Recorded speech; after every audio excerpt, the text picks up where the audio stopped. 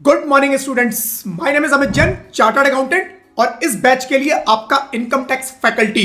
आज जो फ्रेंड्स ये वीडियो आप देखने वाले हो, ये मेरे लाइव बैच का रिकॉर्डिंग है।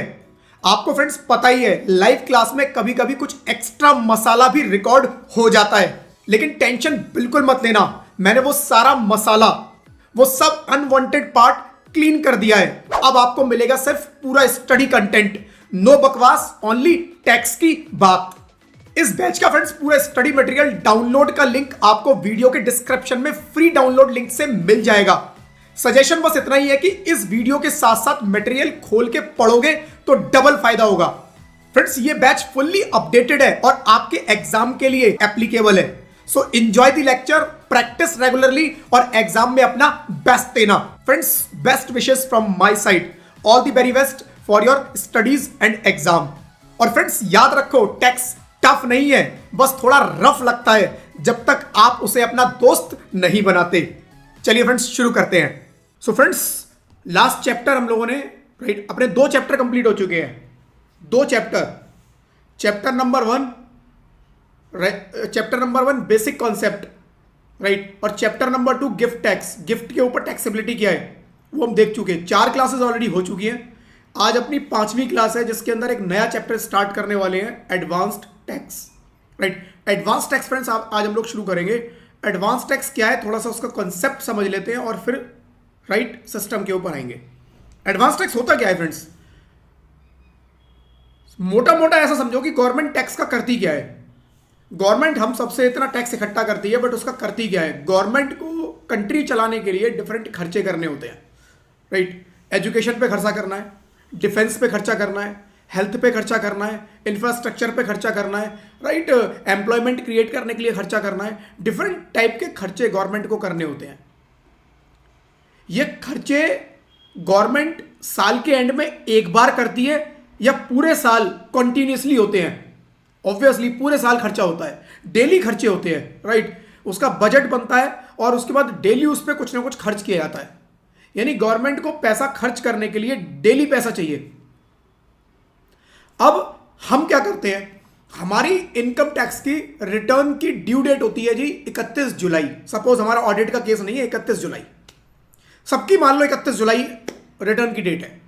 रिटर्न से पहले पहले मुझे अपना सारा टैक्स क्लियर करके, सारा टैक्स पे करके रिटर्न फाइल करनी होती है।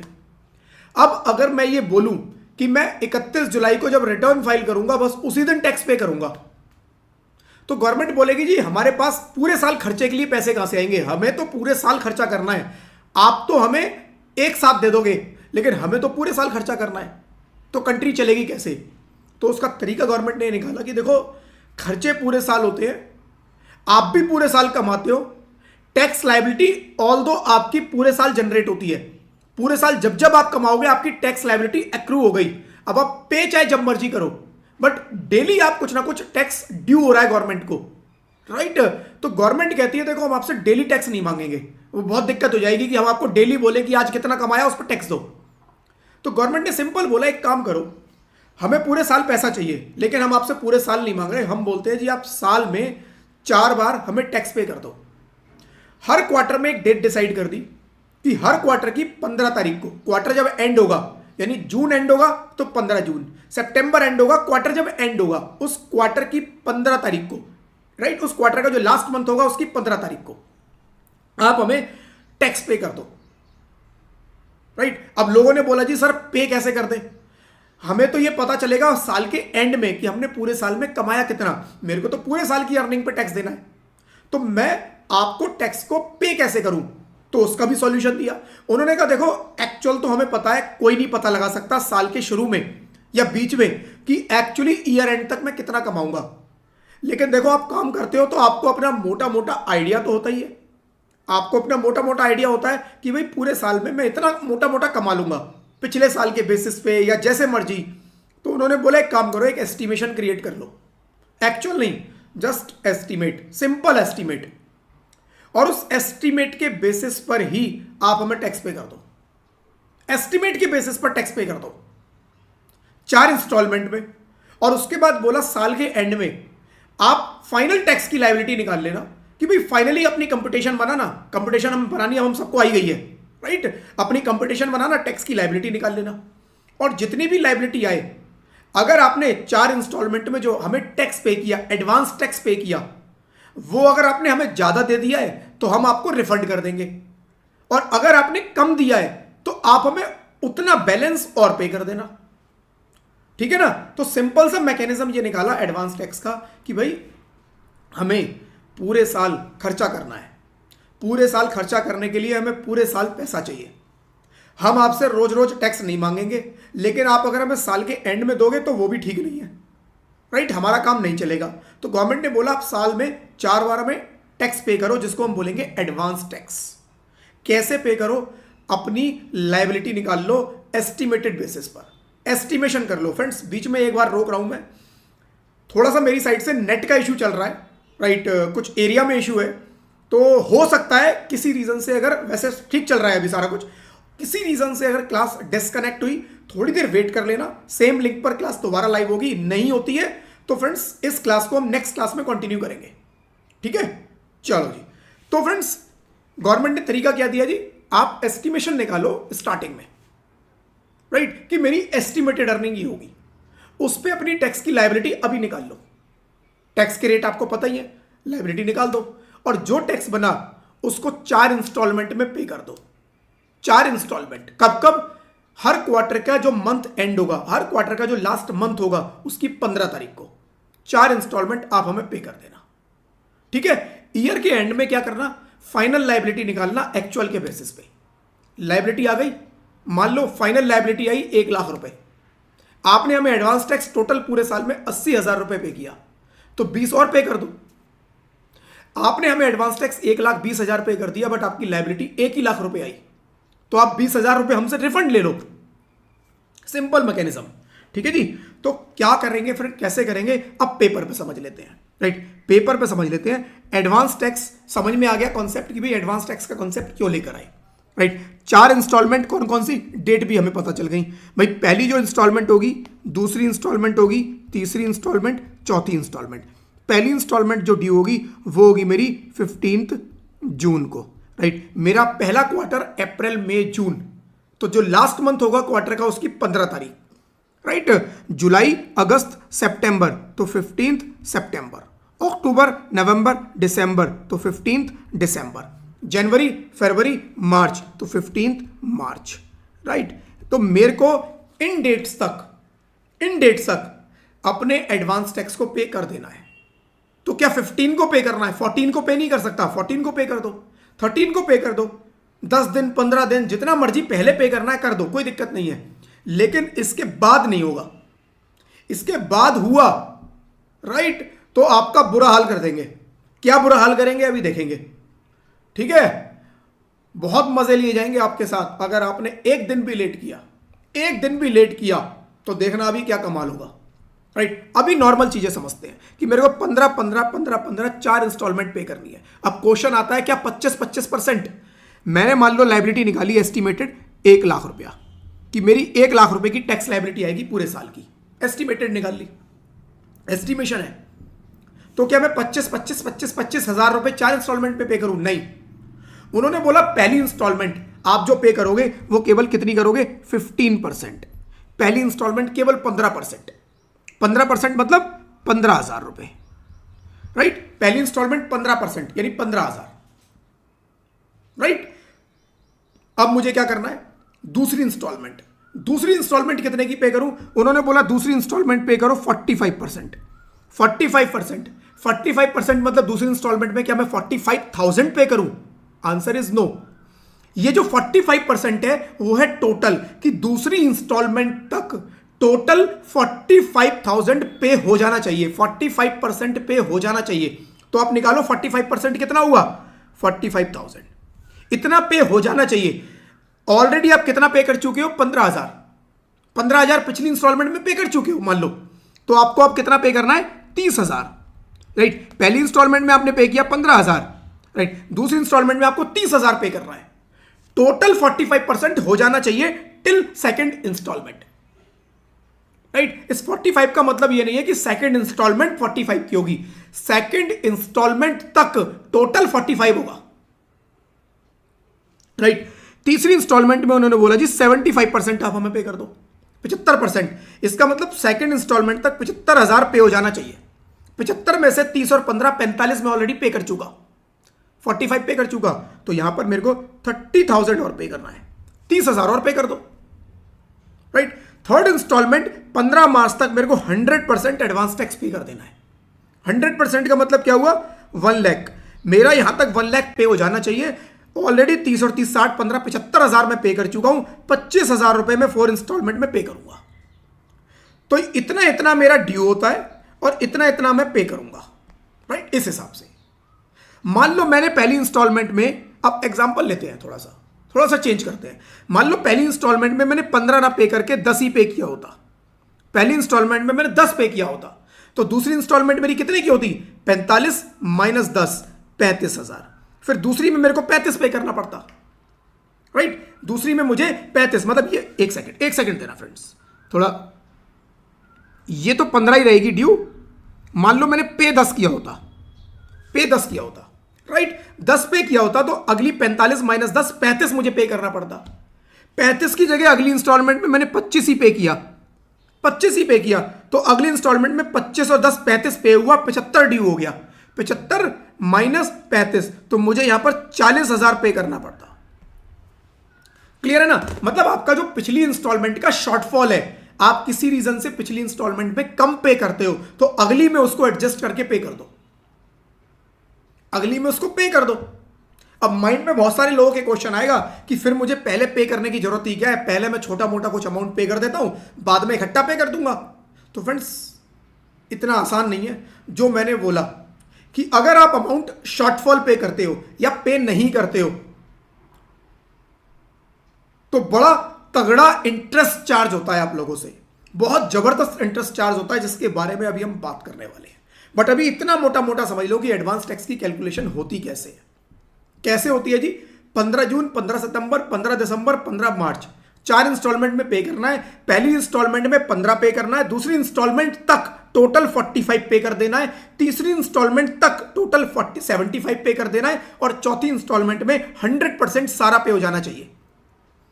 तो एक आइडियल सिनेरियो अगर मैं लूं, 1 लाख रुपए की मेरी इंस्टॉलमेंट है, तो पहली में 15, दूसरी में मुझे 30 पे करना है, तीसरी में मुझे फिर फर्दर 30 पे करना है, बचा हुआ 25 मुझे लास्ट इंस्टॉलमेंट में पे करना है। बट अगर मैंने किसी रीजन में पुरानी किसी इंस्टॉलमेंट में कम पेमेंट किया तो मैं एक्स्ट्रा बढ़ा के अगली इंस्टॉलमेंट में पे कर सकता हूं। ऐसे मैकेनिज्म चलेगा एडवांस टैक्स का। ठीक है जी, चलो एक बार पढ़ लेते हैं एडवांस टैक्स के बारे में। थोड़ा सा नोट्स भी मैंने दिए हैं तो इसको भी थोड़ा पढ़ लेना चाहिए। Advance tax as per section 207 क्या कहता है कि every person shall pay advance tax as per the provision of advance tax. 207 केवल इतना बोल रहा है जी, सबको एडवांस टैक्स पे करना है रूल्स के हिसाब से। Senior citizen who do not have income tax under the head business profession shell be exempt from payment of advance tax. वो कह रहे हैं सीनियर सिटीजन को हमने छूट दे दी। भाई सीनियर सिटीजन है, पहली चीज तो अर्निंग बहुत ज्यादा होगी नहीं, पेंशन वगैरह आ रही होगी या कोई छोटा मोटा बंदा अपना काम कर रहा होगा, रेयर केसेस में कोई बहुत ज्यादा कमा रहा है। उन्होंने कहा देखो अगर आपका कोई बिजनेस नहीं है तो आप जो है कोई एडवांस टैक्स पे मत करो। ठीक है। सीनियर सिटीजन कौन होता है? सीनियर सिटीजन कौन होता है? जिसने ड्यूरिंग द ईयर, जिस साल की हम कैलकुलेशन कर रहे हैं, राइट, फाइनेंशियल ईयर 25-26, इसमें अपने 60 साल पूरे किए हैं, अपने 60 इयर्स पूरे किए हैं, या वो पहले 60 इयर्स का था, मतलब इस साल में वो 60 का हुआ है या 60 से ज्यादा का है, तो वो सीनियर सिटीजन हो जाएगा। Interest under section 234BC shall not be payable but under section 234A shell be payable है। अभी ये आऊंगा इसके ऊपर, इस लाइन को थोड़ा छोड़ दो, right. As per section 208 advance tax shall be payable during financial year every case where amount of such tax payable by SSE during the year is ₹10,000 और मोर। आपकी टैक्स लायबिलिटी पूरे साल की 10,000 या उससे ज्यादा है, तभी आपको एडवांस टैक्स पे करना है। वो कहते हैं जी आपकी लायबिलिटी 9,000 रुपये है, क्या करोगे? एडवांस टैक्स पे करके 4 इंस्टॉलमेंट में पे करोगे, परेशान हो गए छोटे से अमाउंट के लिए। उन्होंने कहा छोटे छोटे अमाउंट वालों को छोड़ दो, बाहर निकालो एडवांस टैक्स से। उनके ऊपर एडवांस टैक्स अप्लाई नहीं करते तो उन्होंने एक कैपिंग लगा दी, क्या? 10,000। अगर आपकी टैक्स की लायबिलिटी 10,000 या उससे ज्यादा है, क्या 10,000 होगी तब भी? यस। क्योंकि उसमें क्या बोला, 10,000 और मोर, यानी 10,000 वाले भी कवर और उससे ज्यादा वाले भी कवर, राइट। तो 10,000 या उससे ज्यादा है तो आपको एडवांस टैक्स पे करना है, उससे कम है तो कोई जरूरत नहीं है, ठीक है जी। An assessee has to estimate his current income and pay advance tax thereon. He need to submit any estimate of he need not submit any estimate or statement to income to the assessing officer. कह रहा है उस estimate की आपको कोई submission नहीं करनी, कोई रिटर्न के अंदर आपको दिखाना नहीं है, कोई फॉर्म फाइल नहीं करना कि जी देखो मैंने ऐसे एस्टिमेशन किया था। वो कह रहे हैं एस्टिमेशन अपने पास रखो, अपने आप कर लो, अपने हिसाब से पे कर दो टैक्स। हम तो ईयर एंड में एक्चुअल से कंपेयर करेंगे कि भाई एक्चुअल से कितना किया तुमने, वो हम ईयर एंड में देखेंगे, अभी तुम अपने हिसाब से करो सब, ठीक है। सेक्शन 211 बताता है जी 4 इंस्टॉलमेंट कौन कौन सी, 15 जून, 15 सितंबर, 15 दिसंबर, 15 मार्च, 15%, 45%, 75, 100, सेम जो मैंने बताया वही लिखा है। If the last day for payment of any installment of advance tax is a day on which receiving bank is closed, ये भी हो सकता है 15 तारीख जिस दिन मेरी लास्ट डेट है उस दिन बैंक बंद है, उस दिन बैंक की छुट्टी है। भाई 15 तारीख को किसी बैंक की छुट्टी, कोई हॉलीडे भी हो सकता है, कोई फेस्टिवल आ गया उस दिन हॉलीडे हो गया, कुछ भी XYZ रीजन से, right. The assessee can make the payment on the next immediately following working day, उसके बाद जो भी नेक्स्ट वर्किंग डे आएगा आपको पे करना है।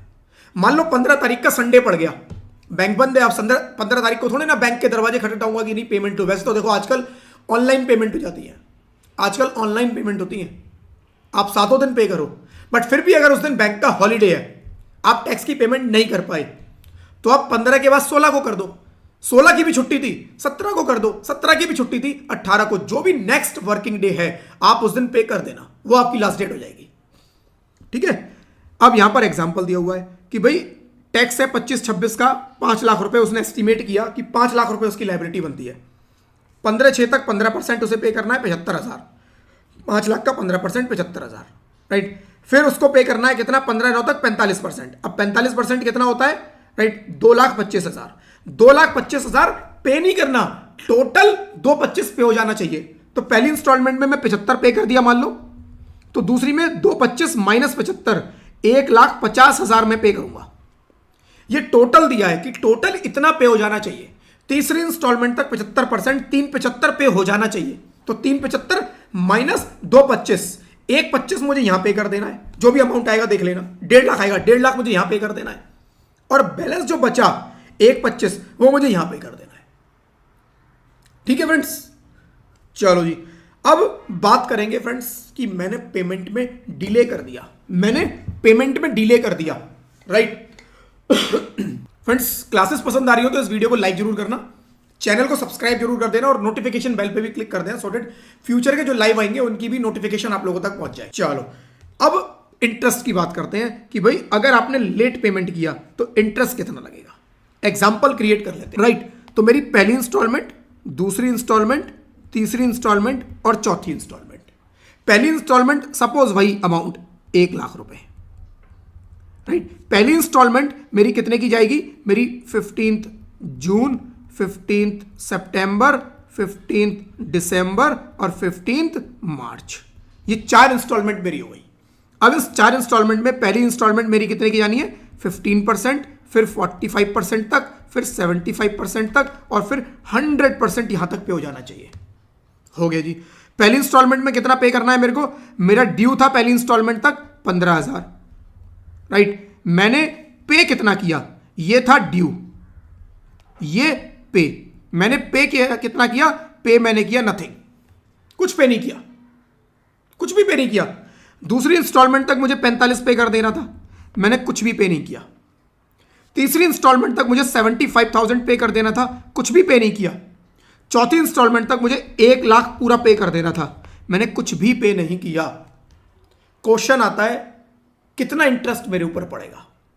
तो friends interest under section 234C, section 234C, 3 section है सेक्शन 234 के अंदर, 234A, 234B, 234C, 234A, 234B, 234C, मेरे साथ बोलते रहना सो दैट सेक्शन याद हो जाए, राइट। तो रिवर्स ऑर्डर में चल रहा है, पहले आएगा सेक्शन 234C, रिवर्स ऑर्डर में चलेगा ये, पहले सी आएगा। पहले सी क्या बोलता है कि सी बोलता है जी देखो एडवांस टैक्स की अगर आपने पेमेंट में डिले किया है तो हम आपके ऊपर इंटरेस्ट मारेंगे। कितना कह रहा है 1% पर मंथ, 1% पर मंथ। लेकिन ये इतना आसान नहीं है पर मंथ, 1% पर मंथ। मान लो इस बंदे ने ये इंस्टॉलमेंट डिले की 15 तारीख वाली, 15 तारीख वाली इंस्टॉलमेंट डिले की, राइट। तो 1% पर मंथ का मतलब हुआ कितना, 15,000 का 15,000 multiplied by 1%, but multiplied by 3 करेंगे इसको, मल्टीप्लाइड बाई 3। मल्टीप्लाइड बाई 3 क्यों, उन्होंने ये मान लिया कि आपको 15 जून तक ये पे कर देना था। उन्होंने ये मान लिया कि आपने, मान लो हो सकता है ये 15,000 15 जून की जगह 16 जून पे कर दिया होता, 16 जून को पे कर दिया होता, केवल एक ही दिन का डिले होता। अभी मेरे इस एग्जांपल में पे ही नहीं किया, बट एग्जांपल के लिए मान लो ये 15 जून की जगह 16 जून हो जाता, तब भी इस पर इंटरेस्ट जो पड़ेगा वो 3 महीने का पड़ेगा, क्योंकि उन्होंने मान लिया कि आपने एक इंस्टॉलमेंट डिले कर दी और एक इंस्टॉलमेंट डिले जो होगी वो अगली इंस्टॉलमेंट अब 3 महीने बाद आएगी। अब चाहे अगले दिन ही पे कर देना, लेकिन वो 3 ही महीने का इंटरेस्ट चार्ज करेंगे। अगर इस सिचुएशन में ये बंदा 16 जून को भी अपनी टैक्स की पेमेंट कर देता, 16 जून को भी ये 15,000 गवर्नमेंट को पे कर देता, गवर्नमेंट तब भी कहती यहां पर 15,000 के हिसाब से 1% फॉर 3 मंथ्स आपको कैलकुलेट करना है। अब समझ में आया कितना खतरनाक प्रोविजन है। मतलब एडवांस टैक्स की एक दिन का भी डिले किया 3 महीने का पूरा इंटरेस्ट पड़ेगा पूरा। अब चाहे आप 16 जून को पे करो या 15 सितंबर को जाके पे करो, चाहे 16 जून पे करो 15 सितंबर पे करो, गवर्नमेंट कहती है हमारे लिए एक ही बात है, हम तो पूरे 3 महीने का आपसे इंटरेस्ट चार्ज करेंगे, पूरे 3 महीने का इंटरेस्ट। तो 15,000 पे 3 महीने का 150 इंटू 3 450 मेरा इंटरेस्ट बनेगा पहली इंस्टॉलमेंट डिले की वजह से। दूसरी इंस्टॉलमेंट पे आई 15 सितंबर, 45,000 टोटल ड्यू हो गया, पे नहीं किया कुछ भी, 45,000 रुपए पे 45K पे मुझे 1% इंटू 3 महीने का फिर, क्योंकि एक दिन का भी डिले मेरे को पूरे 3 महीने का इंटरेस्ट पड़वाएगा। कितना हो गया जी, 45,000 इंटू 3, ये हो गया फ्रेंड्स 1350, राइट। कैलकुलेशन देख लेना एक बार, कुछ गलत करूं तो चैट बॉक्स में डाल देना, राइट। 1350 रुपए मेरा इस इंस्टॉलमेंट की डिले की वजह से इंटरेस्ट पड़ेगा मेरे ऊपर।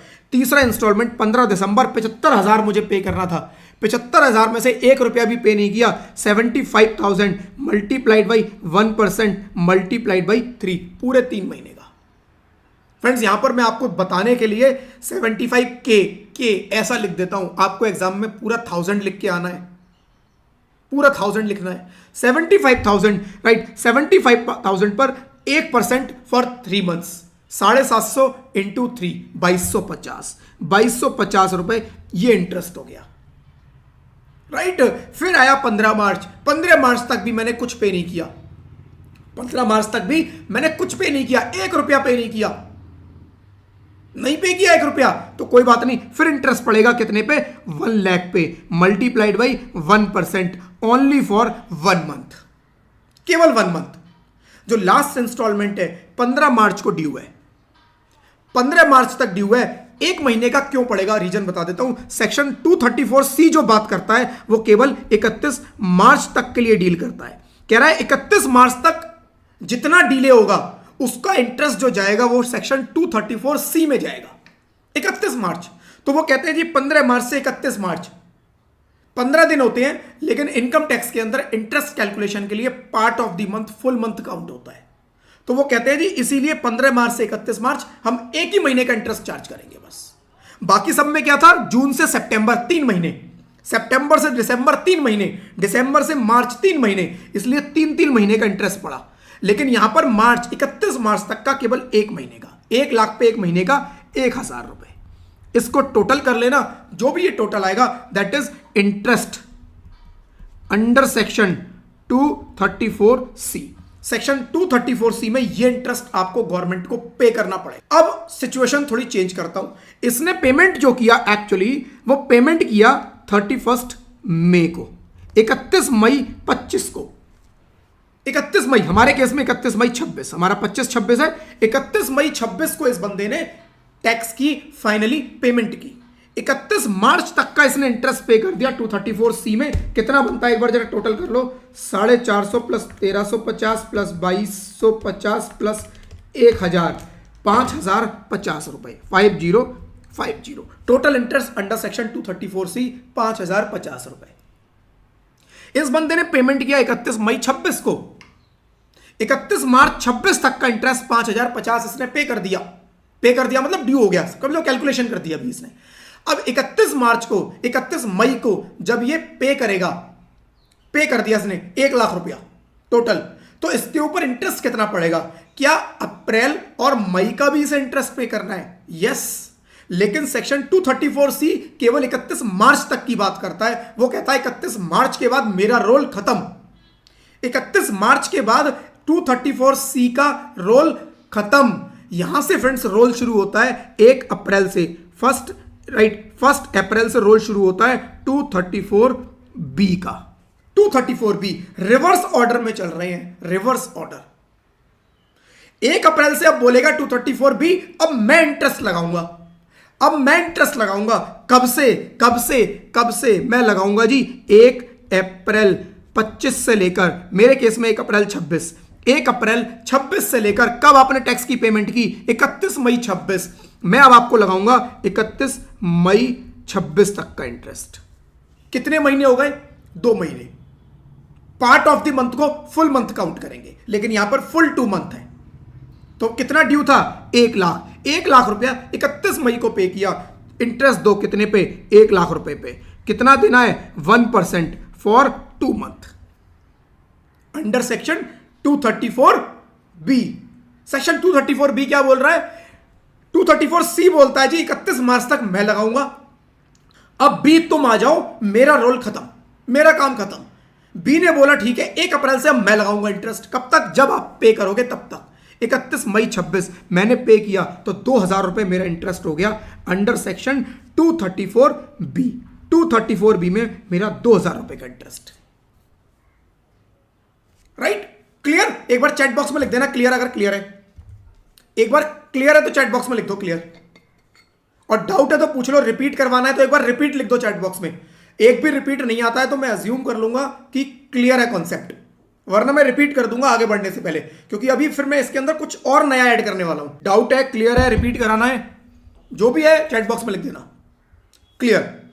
राइट, चलो जी, नमेश ने लिख दिया क्लियर, नमेश ने लिख दिया, मैं मान रहा हूं सबको क्लियर। चलो जी ठीक है। अब फ्रेंड्स इस एग्जांपल को थोड़ा सा चेंज करते हैं। इसने जो पेमेंट किया वो 31 मई को नहीं किया, इसने पेमेंट किया 30 नवंबर को। इसने एक्चुअल टैक्स का पेमेंट 30 नवंबर को किया, 30 नवंबर को किया। तो अब 234B कितना लगेगा? 234B कितना लगेगा? 234B लगेगा 1 अप्रैल 26 से लेकर 30 नवंबर 26 तक का। कितना हो गया? अप्रैल, मई, जून, जुलाई, अगस्त, सितंबर, अक्टूबर, नवंबर, 8 महीने का। राइट? तो इसको इंटू 2 ना करके इंटू 8 कर दो और ये 2000 की जगह 8000 हो जाएगा। ठीक है, टाइम पीरियड मैंने थोड़ा सा बढ़ा दिया। 234C लगेगा 31 मार्च तक। 31 मार्च के बाद आ जाएगा जी 234B। 1 अप्रैल से लेकर 30 नवंबर को उसने टैक्स की पेमेंट की 1 लाख रुपए की। उसने कहा जी 8000 रुपए इंटरेस्ट भी। अब रिटर्न की इस बंदे की ड्यू डेट जो थी, रिटर्न फाइलिंग की ड्यू डेट मैं यहां पर लिख देता हूं।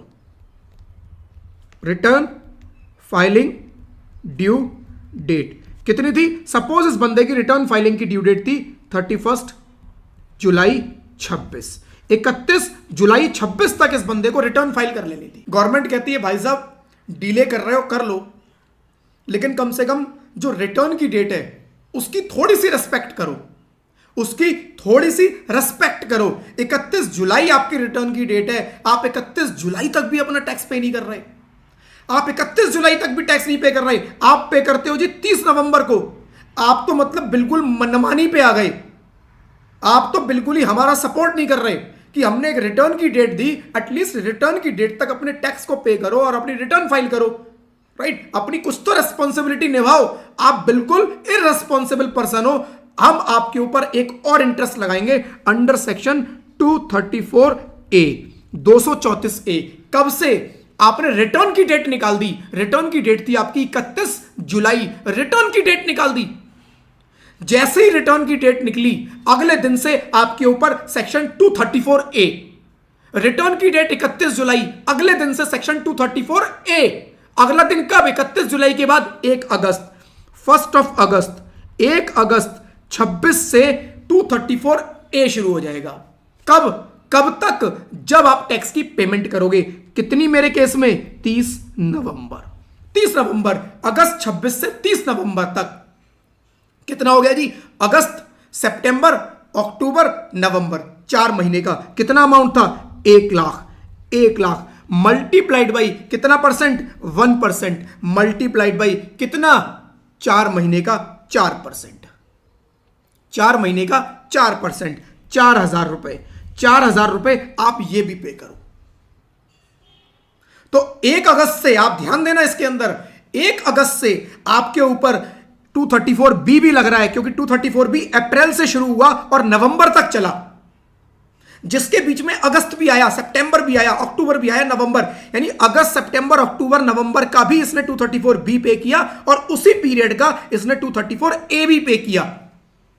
यानी कि रिटर्न फाइलिंग के बाद आपको दोनों पे करने पड़ेंगे। 234B भी पे करो और 234A भी पे करो। 234B आपसे इंटरेस्ट चार्ज कर रहे हैं लेट का, आपसे इंटरेस्ट चार्ज कर रहे हैं लेट का, और 234A आपसे पे मांग रहे हैं। किस लिए? 234A किस लिए मांग रहे हैं? क्योंकि यू आर इररेस्पॉन्सिबल पर्सन, आप हमारी टाइमलाइन का बिल्कुल रिस्पेक्ट नहीं कर रहे हो, इसलिए आपके ऊपर एक एडिशनल टैक्स लगेगा। Additional tax, additional interest, additional interest. तो उस पर्टिकुलर पीरियड में उस बंदे को 234B भी पे करना है और 234A भी पे करना है। ठीक है जी, क्लियर है पॉइंट? मैं रिपीट करूंगा अभी, पूरा पूरा रिपीट करूंगा, बट मैंने अभी एक पूरी पिक्चर क्रिएट की है कि भाई 234C लगता है कब तक? 31 मार्च तक। 31 मार्च के बाद 234C बोल रहा है जी मेरा काम खत्म, मेरा काम खत्म। राइट, विष्णु कह रहे हैं सर एक क्वेश्चन था कि आप क्लासेस फ्री में क्यों प्रोवाइड कर रहे हो, मार्केट में लोग चार्ज कर लेते हैं। कोई बात नहीं विष्णु, थोड़ी बहुत चैरिटी भी लाइफ में करनी चाहिए। ठीक है, चलो जी। इंपॉर्टेंट ये नहीं है यार मैं फ्री कर रहा हूं या पेड कर रहा हूं, इंपॉर्टेंट ये है कि आपको क्लासेस पसंद आ रही है नहीं आ रही है और आपको उसका कुछ बेनिफिट मिल रहा है नहीं मिल रहा है, वो ज्यादा इंपॉर्टेंट है। ठीक है, मैं आगे ऐसा नहीं है, मैं पेड भी करता हूं विष्णु, मेरा एक पेड बैच भी चल रहा है, क्योंकि ब्रेड एंड बटर के लिए हर इंसान को पैसे चाहिए, बट कहीं ना कहीं उसके अंदर एक चैरिटी कंपोनेंट होना चाहिए, मुझे ऐसा लगता है। देखो आपकी सबकी पर्सनल ओपिनियन हो सकती है यहां पर, बट मुझे ऐसा लगता है। ठीक है, चलो तो 234C क्या बोलता है? 31 मार्च तक। वो कहता है 31 मार्च के बाद मेरी टेरिटरी खत्म, मेरा बॉर्डर खत्म, अब मैं इससे आगे नहीं जा सकता। राइट, जैसे इंडिया का बॉर्डर है, राइट, जैसे इंडिया का बॉर्डर है भाई, यहां तक इंडिया का बॉर्डर, उसके बाद दूसरी कंट्री का बॉर्डर, उसके बाद दूसरी कंट्री का बॉर्डर, ऐसे ही सेक्शन वाइज बॉर्डर बन गए कि भाई 234C ने क्या बोला? मेरा बॉर्डर 31 मार्च, 31 मार्च तक मैं लगाऊंगा। उसके बाद बी बोला कोई बात नहीं, छोड़ेंगे नहीं, 31 मार्च तक तुम लगाओ, 1 अप्रैल से मैं खड़ा हूं, 1 अप्रैल से मैं लगाऊंगा। कब तक? जब तक ये बंदा टैक्स की पेमेंट नहीं करेगा पूरी, तब तक मैं पूरा लगाऊंगा एंड तक। और 234C भी आ गया कि भाई आप तो बिल्कुल ही डिसरेस्पेक्ट पे उतर आए, रिटर्न फाइलिंग की डेडलाइन भी मिस कर दी। 234C भी आ गया डबल, वो कह रहा है अब रिटर्न की जैसी डेट निकली अगले दिन से मैं भी खड़ा हूं। 234A भी आके खड़ा हो गया। राइट, अब B और A दोनों साथ साथ चलेंगे, दोनों लगाएंगे इंटरेस्ट। ठीक है, तो ये पॉइंट क्लियर है। अब थोड़ा सा इस पे कैलकुलेशन करेंगे, अभी तो मैंने बिल्कुल इजी कैलकुलेशन, इजी एग्जांपल पकड़ा था, सो दैट आपको कॉन्सेप्ट क्लियर हो जाए। कॉन्सेप्ट एक बार क्लियर हो जाएगा फ्रेंड्स तो दिक्कत नहीं आती है, फिर आगे मुश्किल भी आती है ना, इस कॉन्सेप्ट के हिसाब से बस उसको फिट करना है। ठीक है, चलो जी, अब एक एग्जांपल कर लेते हैं बुक के अंदर। बुक के अंदर एक एग्जांपल कर लेते हैं। राइट, पहले पढ़ लेते हैं, टैक्स लिखा है, बुक दी है, उसको भी पढ़ लेते हैं थोड़ा सा। Right, payment of interest for late payment of income, section 234C। As per section 234C, if any person has defaulted in payment of advance tax, interest shall be charged at the rate 1% per month for a period of 3 months। 3 महीने का बोलता है, चाहे 1 दिन का भी delay हो, 3 महीने का इंटरेस्ट अंडर सेक्शन 234C, क्योंकि वो मान रहे हैं कि एक इंस्टॉलमेंट डिले मतलब 3 महीने का डिले, सीधा 3 महीने का delay. On amount of default in each installment, but for last installment interest shall be charge only for 1 month. For 1 month reason हमें पता है क्योंकि मार्च है, 31 मार्च तक का ही होना है वो, तो 31 मार्च 15 मार्च से 31 मार्च 1 महीना मान लिया उन्होंने और 1 महीने का लिया, तो पहली 3 इंस्टॉलमेंट 3 महीना, लास्ट इंस्टॉलमेंट 1 महीना इंटरेस्ट चार्ज करना है। किस पे? जितनी भी शॉर्टफॉल होगी पेमेंट, शॉर्टफॉल पे, टोटल पे नहीं, शॉर्टफॉल। ठीक है।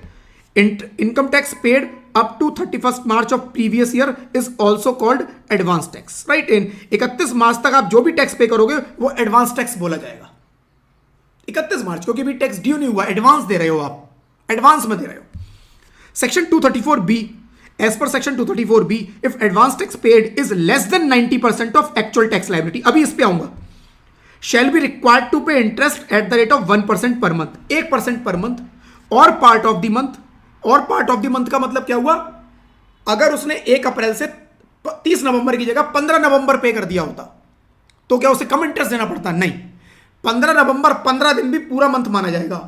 तो आप किस दिन से लेकर 1 तारीख से काउंट करो, 1 अप्रैल से बना तो अप्रैल, मई, जून, जुलाई, अगस्त, सितंबर, अक्टूबर 7 महीने और नवंबर का आधा महीना, बट पूरा माना जाएगा।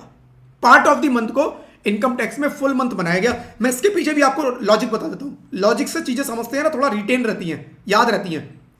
देखो, इनकम टैक्स एक्ट ये हमारा कब बना था? 1961। उस टाइम पर कंप्यूटर तो छोड़ो, ढंग से कैलकुलेटर भी अवेलेबल नहीं थे, कैलकुलेटर भी ठीक से नहीं थे अवेलेबल, कंप्यूटर तो बहुत दूर की बात है। अब इनकम टैक्स और रिटर्न कैसे फाइल होती थी? आज तो रिटर्न फाइल होती है ऑनलाइन, आपके पास पूरी टूल्स है, सब कुछ है, आप अमाउंट डालते हो, पूरी कैलकुलेशन होकर आ जाती है, टैक्स कैलकुलेट हो जाता है, इंटरेस्ट कैलकुलेट हो जाता है, सब हो जाता है आज, राइट। लेकिन उस टाइम पर फ्रेंड्स कुछ भी नहीं होता था। उस टाइम पर ऑफिसर हाथ से बैठ के कैलकुलेट किया करते थे, जो बंदा रिटर्न फाइल कर रहा है वो हाथ से बैठ के कैलकुलेट कर रहा है। अब आप सोच के देखो, जिसको मैनुअल कैलकुलेशन करनी है वो एक एक दिन का अगर इंटरेस्ट कैलकुलेट करे तो क्या होगा? होगा ही नहीं ठीक से काम, कितना टाइम वेस्ट होगा। उस टाइम वेस्टेज को बचाने के लिए उन्होंने एक सिंप्लीफाइड मेथड उस टाइम निकाला था कि जो भी full part of the month है उसको हम फुल मंथ मानेंगे, यानी पूरे पूरे महीने की कैलकुलेशन करो, थोड़ा सा आसान हो जाएगी चीजें। तो उस टाइम चीजें आसान बनाने के लिए यह प्रोविजन डाला गया था। एक्चुअली इसकी कोई जरूरत नहीं है। आज अगर आप जीएसटी के अंदर देखो, आप जीएसटी में देखो, जो इंटरेस्ट चार्ज होता है वो डे बेसिस पे होता है, डेली। आपने 5 दिन का डिले किया, 5 दिन का इंटरेस्ट, आपने 10 दिन का डिले किया, 10 दिन का इंटरेस्ट। आपको जितने दिन का डिले किया उतने दिन का इंटरेस्ट पे करना है, क्योंकि जीएसटी आज आया है, वो लॉ आज के टाइम के हिसाब से बना है। आज हमारे पास सारे टूल्स, सब इक्विपमेंट्स अवेलेबल हैं, राइट। तो हमारी ऑटो कैलकुलेशन होती है आज, इसीलिए तो हो सकता है इनकम टैक्स का जो आगे चेंज आए उसके अंदर आपको ये कैलकुलेशन देखने को मिल जाए कि अब इनकम टैक्स में भी डे बेसिस पे कैलकुलेशन, बट अभी आपके लिए part of the month full month है। ठीक है, चलो जी चलते हैं आगे। अब राइट, तो part of the month full month from 1 April of the assessment year up to the date of payment. कब से चार्ज होगा? 1 अप्रैल से चार्ज होगा और up to the date of payment. If advance tax paid is 90% और more of the actual tax liability, no interest is payable. जो पहली line में लिखा था, if advance tax paid is less than 90% of actual tax liability, क्या कह रहा है? देखो, वो कह रहा है जी इसके अंदर सेक्शन 234B, 234B कहता है, देखो आपने एस्टिमेट किया 90,000 रुपए का, या आपने, एक सेकेंड, आपने एस्टिमेट किया 1 लाख रुपए का, आपने एस्टिमेट किया 1 लाख रुपए का, राइट। आपने 1 लाख रुपए का एस्टिमेट किया, उस 1 लाख रुपए के एस्टिमेट में से आपने पे कर दिया पूरा 1 लाख का 1 लाख एज इट इज, आपने अपने हिसाब से पे कर दिया। साल का एंड हुआ, खत्म हुआ, रिटर्न फाइलिंग की डेट आई, आपने अपने बुक्स बनाई, सारी फाइनल की सारा टाइम लगता है ना उसमें। उसके बाद आपने अपनी एक्चुअल टैक्स लायबिलिटी निकाली, पूरी कंप्यूटेशन बना के एक्चुअल टैक्स लायबिलिटी निकाली, जिसके हिसाब से वो लायबिलिटी आपकी आ गई 1,05,000 रुपए की एक्चुअल, राइट। ये एक्चुअल, ये एस्टीमेट, राइट, ये एस्टीमेट और ये एक्चुअल। तो क्या मुझे एडवांस टैक्स के ऊपर जो इंटरेस्ट आता है वो पे करना है? कौन सा? सेक्शन 234B का। सेक्शन 234B का क्या मुझे इंटरेस्ट पे करना है? आंसर इज, चेक कर लो कि आपकी जो एक्चुअल टैक्स लायबिलिटी है उसका 90% कितना बनता है। 1,05,000 का 90% कितना है? 1,05,000 मल्टीप्लाइड बाई 90%, 94,500। अगर आपने मिनिमम इतना पे कर दिया है, जो आपकी ईयर एंड पे लायबिलिटी निकली, आपने अपना जो एस्टिमेशन बेसिस पे पूरे साल में पे किया वो इतना पे कर दिया, तो हम आपसे 234 भी नहीं मांगेंगे, क्योंकि एस्टिमेशन में इतनी गड़बड़ तो हो ही सकती है। तो 10% का उन्होंने आपको बेनिफिट दिया है यहां पर कि आप जब भी 234 भी कैलकुलेट करोगे तो सबसे पहला पॉइंट क्या चेक करोगे, 234 बी में इंटरेस्ट कैलकुलेट होगा नहीं होगा, वो चेक करने के लिए सबसे पहले आपको आपके पास एस्टिमेशन बेसिस पर जो आपने टैक्स पे किया वो आपको पता होगा, क्वेश्चन में दिया होगा। एक्चुअल लायबिलिटी कितनी निकली वो पता होगा, एक्चुअल लायबिलिटी का 90% निकालो और उससे इन दोनों को कंपेयर कर लो। अगर मिनिमम इतना पे हो गया तो आपको कोई 234 बी पे करने की जरूरत है, कोई 234 बी पे नहीं करना। ठीक है। Vishnu Pratap sir what is standard deduction? मैंने तो अभी स्टैंडर्ड डिडक्शन का नाम ही नहीं लिया, वो तो आएगी अभी फ्यूचर में। स्टैंडर्ड डिडक्शन बड़ी सारी तरह की है, मल्टीपल चैप्टर में आपको अलग अलग तरह की स्टैंडर्ड डिडक्शन मिलेंगी। ठीक है, वही बात करूंगा। चलो जी, ठीक है। तो यहां अगर मैंने 1,05,000 में से 1 लाख ऑलरेडी पे कर दिया है तो मेरे को 234 भी पे नहीं करना है, अदरवाइज मुझे पे करना पड़ेगा। यहीं पर मैं 1 लाख की जगह 90,000 अगर मैंने पे किया होता, कितना 90,000, तो मेरे को 234 भी देना पड़ता, 234 भी देना पड़ता। कितने पे? एक्चुअली 5 पे किया 90,000, 15,000 रुपए पर मेरे को 234 भी लग जाता। 15,000 रुपए शॉर्टफॉल कितना है? 15,000। और मैंने जब भी पे किया 1 अप्रैल से लेकर तब तक का 15,000 पे 1% पर मंथ के हिसाब से मैं 234 भी कैलकुलेट कर देता। ठीक है, चलो जी। तो वो छोटा सा पॉइंट यहां पर लिखा हुआ है। सेक्शन 234A क्या कहता है? As per section 234A, if any person has paid income tax after the expiry of last date of filing return of income, 234A आएगा पिक्चर में। अगर आपकी रिटर्न की लास्ट डेट भी निकल गई और आपने टैक्स पे नहीं किया, रिटर्न की लास्ट डेट नॉर्मली 31 जुलाई, नॉर्मली 31 जुलाई। बट अगर आपका ऑडिट का केस है, अगर आपका ऑडिट, आपकी बुक्स का ऑडिट होना है, अभी बात करूंगा ऑडिट के बारे में, थोड़ी सी बात करूंगा, फिर बिजनेस के चैप्टर में डिटेल में करेंगे। अगर आपका ऑडिट का केस है तो आपकी रिटर्न की जो डेट होती है वो होती है 31 अक्टूबर। तो आपके ऊपर 234A कब लगेगा? 31 अक्टूबर के बाद, 1 नवंबर से। तो ऑडिट वालों के लिए 1 नवंबर से 234A लग जाएगा। नॉन ऑडिट के लिए नॉर्मली 31 जुलाई के बाद 1 अगस्त से 234A लग जाएगा। क्या कह रहा है? Last date of filing return of income, interest shall be charge 1% per month और part of the month for the period subsequently last date of filing return of income, वही 1% पर मंथ। राइट, एग्जाम्पल देख लेते हैं। Alpha limited estimated tax liability for assessment year 7,50,000 and paid tax 12 lakh. Right, and एक second, estimated 7.5 lakh की estimate की उसने और उसका एक्चुअल टैक्स जो निकला वो 12 लाख निकल के आ गया। राइट, एक्चुअल 12 लाख निकल के आ गया, उसने एस्टिमेट अपना 7.5 लाख का किया था टैक्स का। The company has paid balance amount 5/12/2026। Balance जो था कितना डिफरेंस निकला? 12 माइनस 7.5, 4.5 लैक्स। कह रहा है 4.5 लाख जो कम था वो 5 दिसंबर 2026 को उसने पे किया है। And filed return of income, और उस दिन उसने अपनी रिटर्न भी फाइल कर दी। Compute income interest payable under section 234A B C। तो स्टार्ट करेंगे रिवर्स ऑर्डर में, सी से, क्योंकि पहले सी आएगा फिर बी आएगा और फिर ए आएगा, रिवर्स ऑर्डर में चलेगा ये। 234C 15/6/25, 15/9/25, 15/12, 15/3, 4 instalment, 15/45, 7500। इस डेट तक 15% कितना उसने एस्टिमेट किया? 7.5 लाख। तो 7.5 लाख का उसने 15% पे किया होगा 1/12, कब तक? 15/6 तक। उसके बाद 45% पे होना था कब तक? 15/9 तक। राइट, तो उसने 15/9 तक जितना उसको 45% माइनस 1,12,500 ऑलरेडी जो पे कर दिया, 337 उसने और पे कर दिया। राइट, 337 टोटल उसने पे कर दिया, 337 टोटल उसने पे कर दिया। मतलब कैसे पे किया होगा? देखो 337 उसने क्या किया होगा? 15/9/2025 को उसने देखा जी 7.5 लाख मल्टीप्लाइड बाई 45%, टोटल बनता है 337,500। 337,500 माइनस 1,12,500, 2,25,000 रुपया बनेगा दूसरी इंस्टॉलमेंट में। 225 डिफरेंस, तो उसने 225 पे कर दिया होगा। यहां पर आपको टोटल फिगर दी है कि टोटल उसने जो पे कर दिया इस इंस्टॉलमेंट तक 337,500 पे कर दिया। अगली इंस्टॉलमेंट पे 7.5 लाख का 75%, 5/62 तक उसने पे कर दिया और लास्ट में इसने 7.5 तक पे कर दिया। एक्चुअल उसका पेबल 12 लाख के हिसाब से कितना बना? क्योंकि लायबिलिटी उसकी 12 लाख की निकल के आ गई। तो 12 लाख का 15% 180, 45% 540, 12 लाख का 75% 9 लाख और 12 लाख का 100% 12 लाख। यानी बनता ये था बट पे उसने ये किया। तो डिफरेंस कितना आया? हर इंस्टॉलमेंट में कितना शॉर्टफॉल हुआ? हर इंस्टॉलमेंट में कितने का शॉर्टफॉल हुआ? पहली इंस्टॉलमेंट 180 की जानी थी, 112 की गई 67,500। दूसरी इंस्टॉलमेंट 540 की जानी थी, 337 तक गया है केवल, 2,02,000 का अगली इंस्टॉलमेंट तक का शॉर्टफॉल। तीसरी का शॉर्टफॉल, चौथी का शॉर्टफॉल, राइट। पहली पे installment 1 multiplied by 3, 1% multiplied by 3, फिर 1% मल्टीप्लाइड बाई 3, 1% मल्टीप्लाइड बाई 3 और 1% मल्टीप्लाइड बाई 1, एक महीने का। 67,500 इंटू 1% मल्टीप्लाइड बाई 3 कर लो, 2,02,500 मल्टीप्लाइड बाई 1% मल्टीप्लाइड बाई 3 कर लो, ये आपकी इंटरेस्ट आ जाएगा। 22,725 रुपए का 234C में उसका इंटरेस्ट बना। अब उसने पे कब किया? उसने पे किया जी 5 दिसंबर 26 को, ये 5 दिसंबर 26, ठीक है। तो 234B 1 अप्रैल से लगेगा, कब तक का? 5 दिसंबर 26। तो अप्रैल, मई, जून, जुलाई, अगस्त, सितंबर, अक्टूबर, नवंबर तक पूरे 8 महीने हो गए।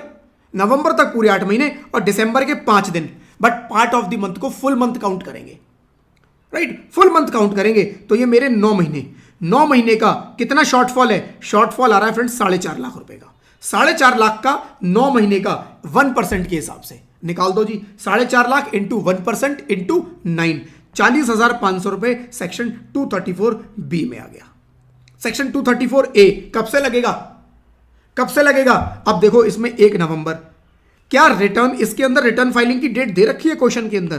क्वेश्चन के अंदर कहीं पर रिटर्न फाइलिंग की डेट दी है? दी तो है ही नहीं। फिर मैंने पता कैसे लगाया कि इसको 1 नवंबर से लगेगा? मैंने पता कैसे लगाया? कोई कमेंट बॉक्स में बताएगा? एक बार क्वेश्चन देख लो।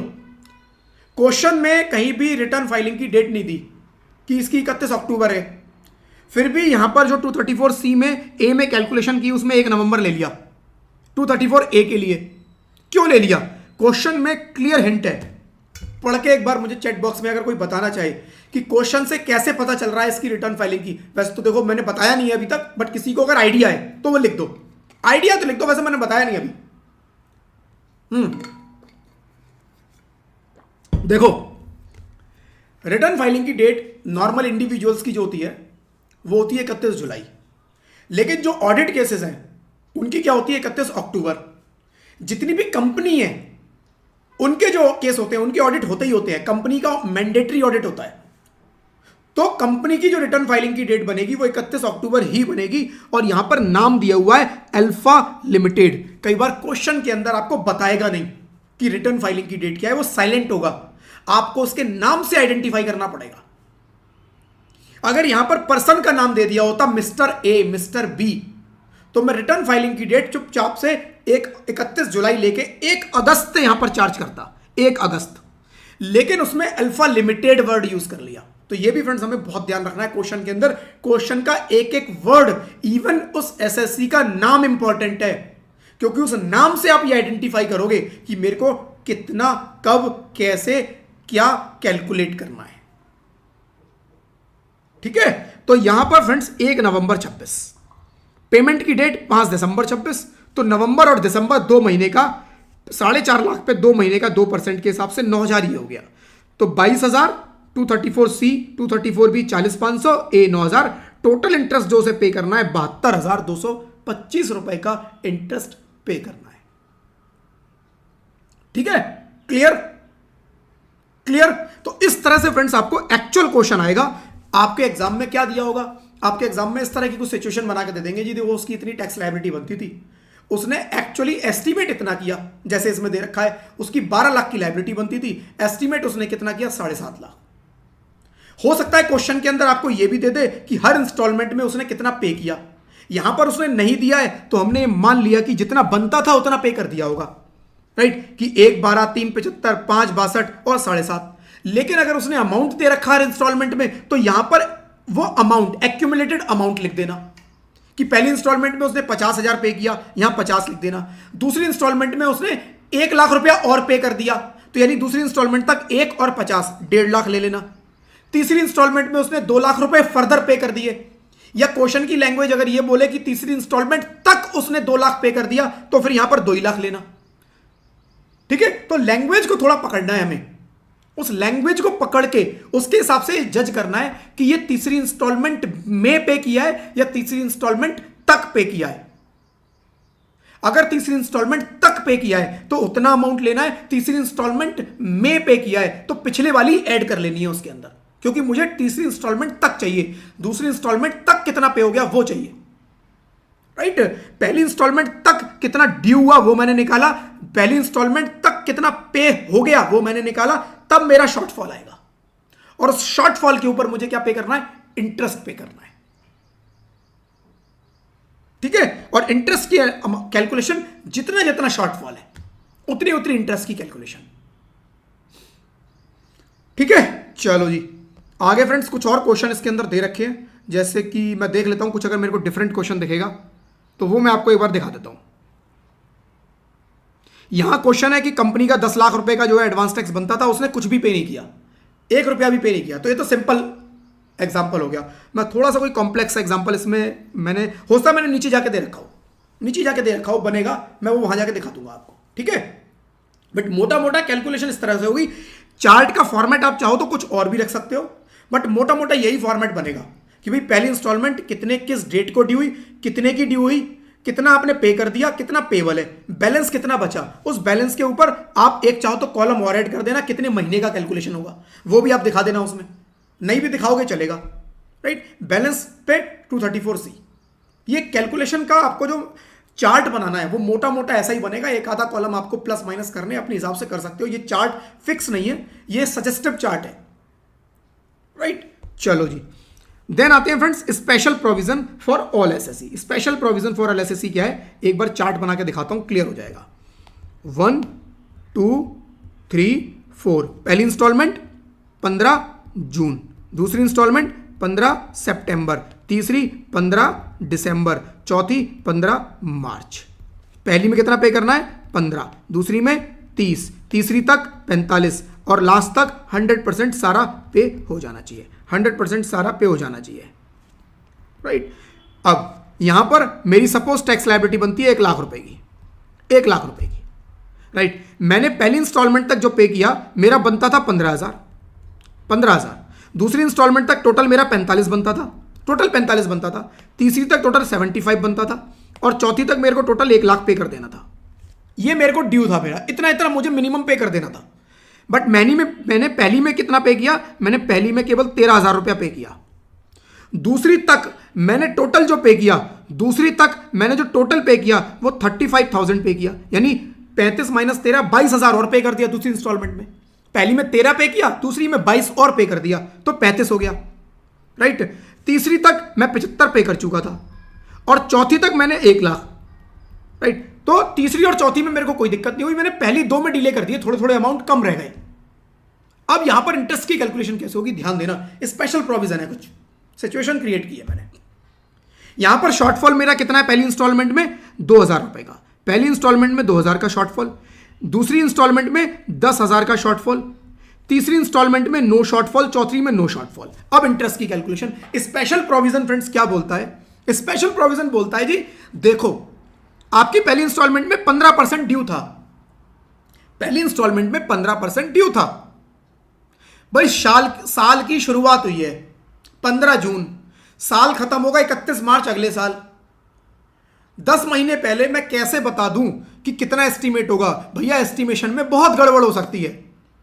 आप तो कह रहे हो एस्टीमेट बेसिस पे कर दो, लेकिन सर एस्टीमेशन में गड़बड़ हो सकती है। तो गवर्नमेंट ने कहा ठीक है भाई, एक काम कर, एस्टीमेशन में गड़बड़ हो सकती है। हमने 15 बोला, लेकिन पहली इंस्टॉलमेंट में तूने 15 की जगह अगर 12% भी पे कर दिया तो हम पहली इंस्टॉलमेंट में कोई इंटरेस्ट नहीं मांगेंगे। समझना दोबारा, वो कह रहा है जी पहली इंस्टॉलमेंट पे 15 देना है, 15 ड्यू है, 2,000 पे 234C लगेगा। लेकिन यहां पर उसने बोला सर साल की शुरुआत हुई है अभी, तो मैं एक्यूरेट एस्टीमेट कैसे करूं? गवर्नमेंट ने कहा कोई बात नहीं, एक्यूरेट एस्टीमेट मत कर भाई, एक काम कर, हमने 15 बोला, हम साल के एंड में देखेंगे, हमने 15 बोला, लेकिन क्या तूने 12 तक पे कर दिया था? क्या 15,000 का 12% पे कर दिया था? मतलब 1 लाख का 12% पे कर दिया था। हमने 1 लाख का 15% 15 बोला, लेकिन क्या तूने 12% मतलब 12,000 रुपया पे कर दिया था? अगर 12,000 पे कर दिया है तो हम इस इंस्टॉलमेंट में कोई इंटरेस्ट चार्ज नहीं करेंगे, interest will be nil. This is special case. Clear? फिर उसने बोला सर दूसरी इंस्टॉलमेंट भी तो 15 जून में हो रही है, अभी तो साल आधा ही निकला है, आधा साल निकला है, अभी मैं 15 सितंबर में आधा साल निकला है, आधे साल में सर मैं कैसे एस्टिमेट कर दूं? उसने कहा ठीक है दूसरी इंस्टॉलमेंट में भी तू छूट ले ले। अगर दूसरी इंस्टॉलमेंट में तूने कितना देना था, एक सेकंड फ्रेंड्स, एक सेकंड देना, यहां तक 45 होना था, यहां तक 75 होना था और यहां तक 100 होना था, यही होना था ना। मैं डिफरेंशियल लिख गया बेसिकली। तो दूसरी इंस्टॉलमेंट में हमने बोला 45 तक टोटल पे कर दियो, तूने 45 की जगह अगर 36% भी पे कर दिया, 36% भी पे कर दिया, तो हम तेरे से इस इंस्टॉलमेंट में कोई इंटरेस्ट नहीं मांगेंगे। 36 का मतलब तूने कितना, 36,000 तक भी पे कर दिया, 45 नहीं पे किया, 36K पे कर दिया, कोई दिक्कत नहीं है हमें। लेकिन तुमने तो 35 पे किया है, मेरे एग्जांपल में 35 पे किया है। Now on this 10,000 you have to pay interest under section 234B। दो इंस्टॉलमेंट में स्पेशल केस बनाया गया, इंस्टॉलमेंट नंबर 2 और इंस्टॉलमेंट नंबर 1 और 2। 3 और 4 में नहीं है। 3 और 4 में जितना शॉर्टफॉल इंटरेस्ट पड़ेगा 3 और 4 की एज इट इज कैलकुलेशन होगी। इंस्टॉलमेंट नंबर 1 में देखो क्या जो इंस्टॉलमेंट पे हुई है वो टोटल का 12% पे हो गया था, 1 लाख का 15%, 15,000 ड्यू था। ठीक है, एस्टिमेशन में गड़बड़ हो सकती है, हमने बेनिफिट दे दिया। हमने बोला जी क्या 12% पे कर दिया, 12 मतलब 12,000 पे कर दिया 1 लाख का। हमने कहा सर 13,000 पे कर दिया। कहता है कोई बात नहीं, पहली इंस्टॉलमेंट का इंटरेस्ट खत्म, बात खत्म। दूसरी इंस्टॉलमेंट पे आए, कितना देना था जी आपको, 45%। कितना, 45,000। आपने दिया कितना, क्या 36% दे दिया, क्या 36% दे दिया? 36% कितना हुआ, 36,000। नहीं सर मैंने तो 35,000 दिया। कह रहे अब नहीं मिलेगी छूट, अब नहीं मिलेगी छूट, पूरे 10,000 पे 3% निकालो, पूरे 10,000 पे 3% मतलब 1% इंटू 3, राइट। 10,000 का 3%, 3,000 दूसरी इंस्टॉलमेंट में ड्यू हो जाएगा। ये फ्रेंड्स स्पेशल केस है। तो स्पेशल केस के अंदर उन्होंने बोला देखो जितना आपका बनता है ना, आप उसका 75% भी पे कर दो। 75% ही तो हुआ, 15 की जगह 12 बोला, 75 नहीं 80%, 80%। 15 का 80% 12% बनता है, 45 का 80% बनता है 36। तो वो कह रहे हैं 20% की गड़बड़ माफ कर दी। ये लिखा नहीं है 20%, ये मैं बता रहा हूं। जो लॉ में लिखा है वो 12 और 36 लिखा हुआ है, लॉ में 12 और 36 लिखा है। ये 12 और 36, 15 का 80% बनेंगे, 45 का 80, 36। या ऐसा समझ लो 15 का 3 गुना 45 होता है, ऐसे ही 12 का 3 गुना 36 कर दिया उन्होंने। पहली इंस्टॉलमेंट 15 की, उसकी इंटू 3 दूसरी इंस्टॉलमेंट हो जाती है। तो ऐसी स्पेशल केस में पहला 12 अगर आपने पे कर दिया है और दूसरा इंटू 3 36 पे कर दिया है, जैसे याद होता है वैसे याद कर लो, बस 12 और 36 याद रखना, ठीक है। तो एडवांस टैक्स की जब भी कैलकुलेशन करोगे, जब भी ये चार्ट बनाओगे, इस चार्ट में बस इतना देखना, पहली इंस्टॉलमेंट पे इंटरेस्ट लगाने से पहले, पहली इंस्टॉलमेंट पे इंटरेस्ट लगाने से पहले बस इतना देखना जो पेमेंट था वो टोटल का 12% हो गया। अगर हो जाए तो यहां निल कर देना, इस कैलकुलेशन में यहां पर निल कर देना और नीचे छोटा सा एक नोट लिखाना, जिससे एग्जामिनर को यह पता चल जाए गलती से नहीं रहा, आपको नॉलेज है। उस नॉलेज को नीचे एक नोट के थ्रू दिखा देना।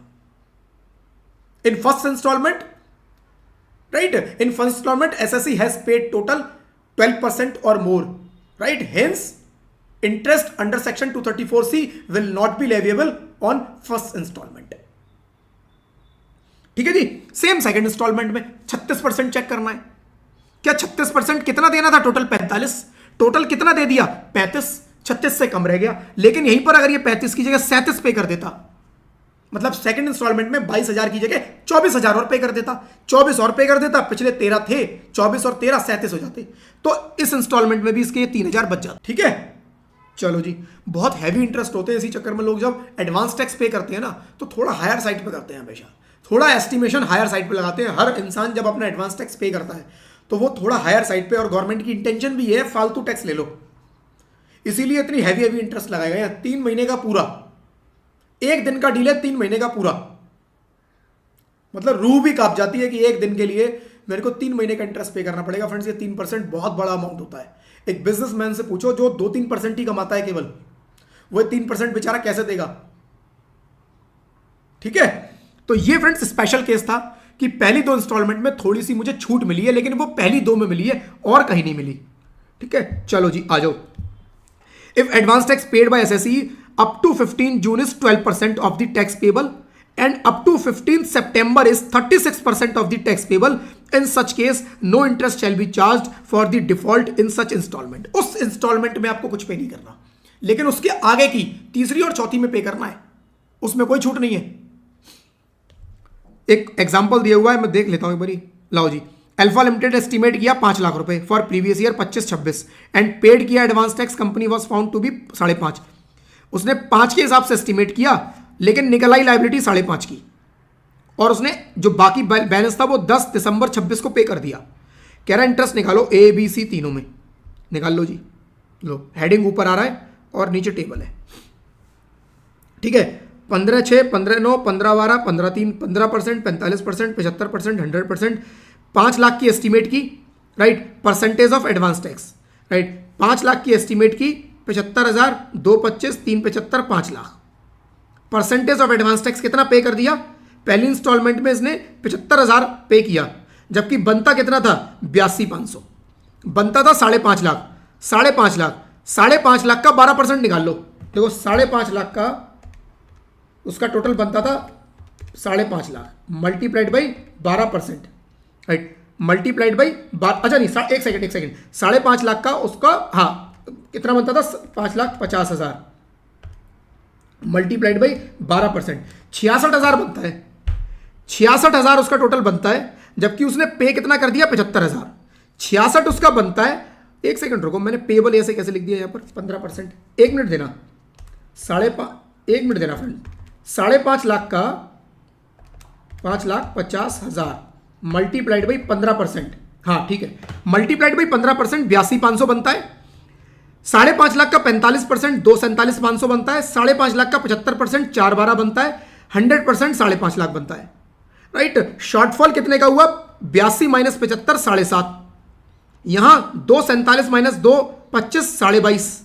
4,12 माइनस 3,75, 37,500। 5.5 माइनस 5, 50,000 का शॉर्टफॉल। बट इंटरेस्ट देखो पहली 2 इंस्टॉलमेंट में निल आ रहा है। क्यों आ रहा है?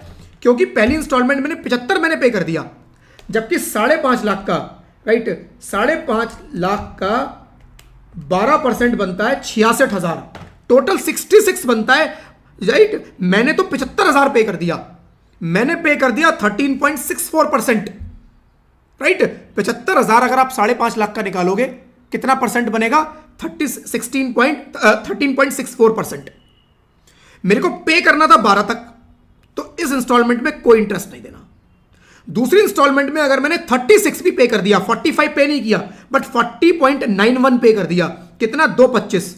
5.5 लाख का 2.25 कितना बनेगा? बनेगा जी 40.91। अगर मैंने 36 भी पे कर दिया है तो मेरा इंटरेस्ट कितना होगा? 0। इंटरेस्ट जीरो, क्योंकि मैंने 40% पे कर दिया, 41%। नेक्स्ट 2 इंस्टॉलमेंट में कोई छूट नहीं है, जितना भी आएगा 37,500 उस पर 3 महीने का इंटरेस्ट निकाल दो, 50,000 पे 1 महीने का इंटरेस्ट निकाल दो, और ये आपका लायबिलिटी हो गई under section 234C। Then shortfall कितने का था? 50,000। Advance tax paid more than 12%, advance tax paid more than 36%। ये नीचे मैंने नोट भी लिख रखा है यहां पर एस्ट्रिक मार्क करके, ठीक है। Calculate 234B। अब 234B भी क्या बोलता है? वो बोलता है ये चेक कर लो, अगर आपने 90% या उससे ज्यादा अगर पे कर दिया है टैक्स, तो आपको 234B देने की जरूरत नहीं है। मैंने 5 लाख पे कर दिया था, बनता है 5.5, बनता है 5.5 लाख, मैंने 5 लाख पे कर दिया, 50,000 का शॉर्टफॉल। 50,000 5.5 लाख के कितने परसेंट बने? 50,000 5.5 लाख के कितने परसेंट बने? 50,000 multiplied by, right, divided by 5,50,000, ये बनते हैं जी 10% से कम बनता है फ्रेंड्स। 10% से कम बनता है, मतलब 90% से ज्यादा मैंने पे कर दिया, राइट। मैंने 90% से ज्यादा पे कर दिया। 90% से ज्यादा अगर मैंने पे कर दिया, 234B नहीं लगेगा, 234A लगेगा। कितना? रिटर्न फाइलिंग की डेट से लेकर। अब ये कौन सा एसएसई है? देख लो जी, अल्फा लिमिटेड, अगेन कंपनी, 31 अक्टूबर रिटर्न फाइलिंग की लास्ट डेट, 1 नवंबर से लगेगा। 10 दिसंबर को इसने टैक्स पे किया और रिटर्न फाइल कर दी 2 महीने का 50,000 रुपए के ऊपर 2 महीने का 2%, 1,000 रुपया ये हो गया, राइट। तो 1,234 ए, बी में कुछ भी नहीं है, सी में 1,625, टोटल आ गया जी 2,625 रुपए। यहां तक किसी को कोई डाउट है तो फ्रेंड्स पूछ लो, यहां तक किसी को कोई डाउट है तो पूछ लो। क्लासेस पसंद आ रही है तो वीडियो को लाइक कर देना और चैनल को भी सब्सक्राइब कर। चलो जी, और किसी को कोई डाउट? अगला केस उठाते हैं, अगला केस उठाते हैं friends. Payment of advance tax in case of capital gain, casual income, newly setup business, profession, dividend. अब ये कौन से केस है, पहले केस बता देता हूं, फिर एक एग्जांपल देके समझा दूंगा। ये वो केस है फ्रेंड्स जो हम शुरू में एस्टिमेट नहीं कर सकते। मेरे से शुरू में बोला कि जी इस साल बताओ तुम्हारा कैपिटल गेन कितना आएगा। मैंने कहा मुझे क्या पता कितने की प्रॉपर्टी सेल करूंगा, कोई मेरा प्लान थोड़ी ना है मैं प्रॉपर्टी सेल करूं। अब अचानक एक प्लान बना, मैंने प्रॉपर्टी सेल कर दी। अचानक से दिसंबर में मेरे को पैसे की जरूरत पड़ी, मेरा एक घर पड़ा था मैंने बेच दिया, मेरी एक दुकान पड़ी थी मैंने बेच दिया, अब कैपिटल गेन आ गया, राइट। दिसंबर में अचानक से मेरा कैपिटल गेन आ गया। मुझे अप्रैल में, जब मैंने जून में पहली इंस्टॉलमेंट पे की तो मुझे नहीं पता था कितना कैपिटल गेन आएगा। जब मैंने सितंबर की इंस्टॉलमेंट पे की मुझे नहीं पता था मेरा कितना कैपिटल गेन आएगा। किसी कंपनी ने डिविडेंड डिक्लेयर कर दिया और मुझे डिविडेंड दे दिया। दिसंबर में उसने डिविडेंड की पेमेंट कर दी। भाई साहब मैं कैसे एस्टिमेट करूं इस डिविडेंड को? शुरू में आप तो कह रहे हो एडवांस टैक्स पे करो, इसके ऊपर जो टैक्स बनता है 4 इंस्टॉलमेंट में पे करो। मुझे जून में पता ही नहीं था, मुझे सितंबर में पता ही नहीं था कितना डिविडेंड आने वाला है, मुझे नहीं पता था। तो कुछ चीजें, कुछ इवेंट ऐसे होंगे फ्रेंड्स, कुछ इनकम ऐसी होंगी जो कि मुझे नहीं पता कब होंगी, कितनी होंगी। मैंने नया बिजनेस शुरू किया है, कब शुरू किया है? मैंने नया बिजनेस शुरू किया जनवरी को, जनवरी 2027 में मैं नया बिजनेस शुरू किया, जनवरी 2027 में मैं नया बिजनेस शुरू किया, राइट। मैं उसको पहले कैसे एस्टिमेट कर लूं? मैं उसको पहले कैसे एस्टिमेट कर लूं? मुझे नहीं पता जून में उस नए बिजनेस से कितना प्रॉफिट आएगा, सितंबर में कितना प्रॉफिट आएगा, दिसंबर में कितना प्रॉफिट आएगा। वो स्टार्ट ही जनवरी में हुआ, राइट। तो कुछ इवेंट, कुछ ऐसे केसेस मिलेंगे फ्रेंड्स जहां पर मैं पहले से एस्टिमेट नहीं कर सकता। उन केसेस में हमें कैसे डील करना है, उन केसेस का सिंपल बोला कि उन केसेस के लिए सिंपल बोला। एक एग्जांपल क्रिएट कर लेते हैं, एक एग्जांपल क्रिएट कर लेते हैं कि पर्सन ने एस्टिमेट किया कि उसकी जो टैक्स लायबिलिटी आएगी वो 1 लाख रुपए की आएगी, 1 लाख की टैक्स लायबिलिटी आएगी, राइट। 1 लाख रुपए की टैक्स लायबिलिटी आएगी। बट ईयर एंड पे उसको ये पता चला कि उसकी जो एक्चुअल टैक्स लायबिलिटी है वो 2 लाख रुपए की है। एक्चुअल टैक्स लायबिलिटी 2 लाख रुपए की है, राइट। अब इस 2 लाख रुपए में क्या क्या है? इस 2 लाख रुपए में 1 लाख का तो नॉर्मल है, नॉर्मल, और 1 लाख रुपए कैपिटल गेन आ गया, उसकी वजह से टैक्स बढ़ गया। 1 लाख रुपए का कैपिटल गेन आ गया। और ये गेन कब आया? ये गेन आया जी 1 दिसंबर को, 1 दिसंबर को। समझना, उस बंदे ने एस्टिमेट लगाया 1 लाख का, बट ईयर एंड पे उसने जब अपनी रिटर्न फाइलिंग करने के लिए एस्टिमेट पूरा एक्चुअल बनाया तो वो निकला 2 लाख की लायबिलिटी। उस 2 लाख की लायबिलिटी में उसने देखा जी 1 लाख रुपए का तो मेरा नॉर्मल, मतलब मैंने जो एस्टिमेट किया वो बिल्कुल ठीक किया, बट उसका जो गेन आया उसकी जो प्रॉफिट आया 2 लाख का, उसके अंदर 1 लाख नॉर्मल और 1 लाख रुपए कैपिटल गेन आ गया। कब आया? 1 दिसंबर को। अब उसकी इंस्टॉलमेंट ड्यू हुई, कब ड्यू हुई? देखो 15 जून, 15 सितंबर, 15 दिसंबर और 15 मार्च, ठीक है। तो पहली इंस्टॉलमेंट 15%, दूसरी 45%, तीसरी 75 और चौथी 100%, ठीक है। तो पहली इंस्टॉलमेंट इस 2 लाख के हिसाब से, राइट। पहली इंस्टॉलमेंट इस 2 लाख के हिसाब से नहीं। जो गेन आया, ऐसे आइटम जिसको मैं पता ही नहीं लगा सकता, वो मेरा कभी भी फ्रेंड्स पहली इंस्टॉलमेंट में ड्यू नहीं होगा। तो जो मेरी पहली इंस्टॉलमेंट निकलेगी वो 1 लाख के हिसाब से निकलेगी, 15,000 रुपए की। दूसरी इंस्टॉलमेंट 1 दिसंबर, 15 सितंबर को मुझे नहीं पता कितना गेन आएगा, तो मेरी कितनी निकलेगी? 45,000 रुपए की। तीसरी इंस्टॉलमेंट 15 दिसंबर,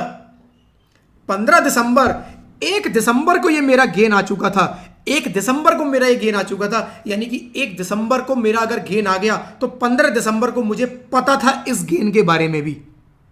तो यानी कि जो 15 दिसंबर की इंस्टॉलमेंट निकलेगी वो इन दोनों को मिला के निकलेगी 2,75%। 2,75%, 1.5 लाख रुपए।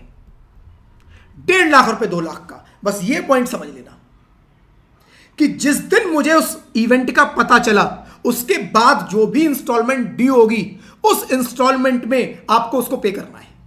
उससे पहले भूल जाओ उसको।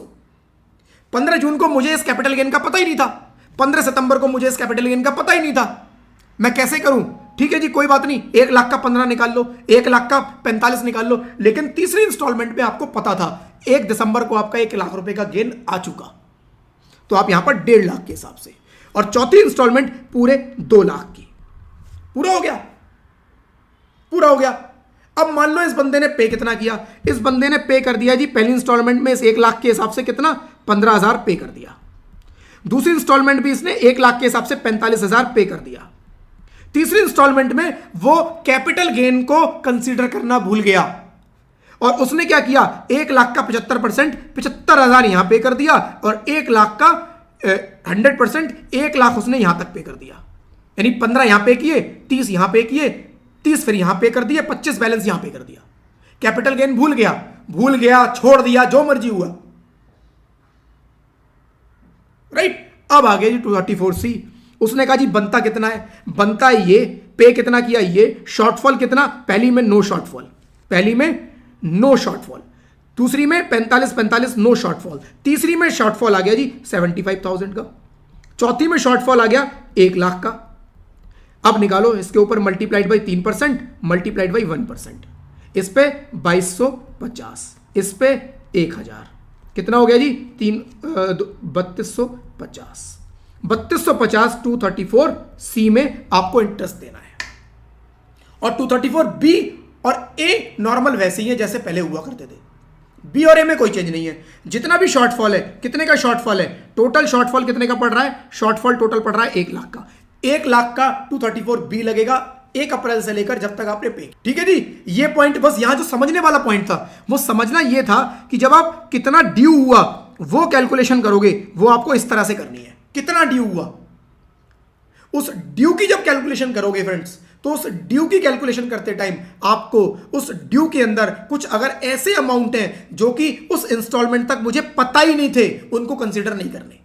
जैसे मेरे इस केस में कैपिटल गेन 1 लाख, मुझे पता ही नहीं था 15 जून तक 1 लाख का कैपिटल गेन, तो कोई बात नहीं, बैलेंस जो 1 लाख है उस पर निकाल दो 15,000। दूसरी इंस्टॉलमेंट 15 सितंबर तक मुझे पता ही नहीं था, कोई बात नहीं, 1 लाख पे 45 निकाल दो। बट तीसरी इंस्टॉलमेंट 15 दिसंबर मुझे अब पहले से पता था। जब पहले से पता था तो आपको 1.5 लाख रुपया पे करना था। ड्यू कितना हुआ, 1.5 लाख। ड्यू कितना हुआ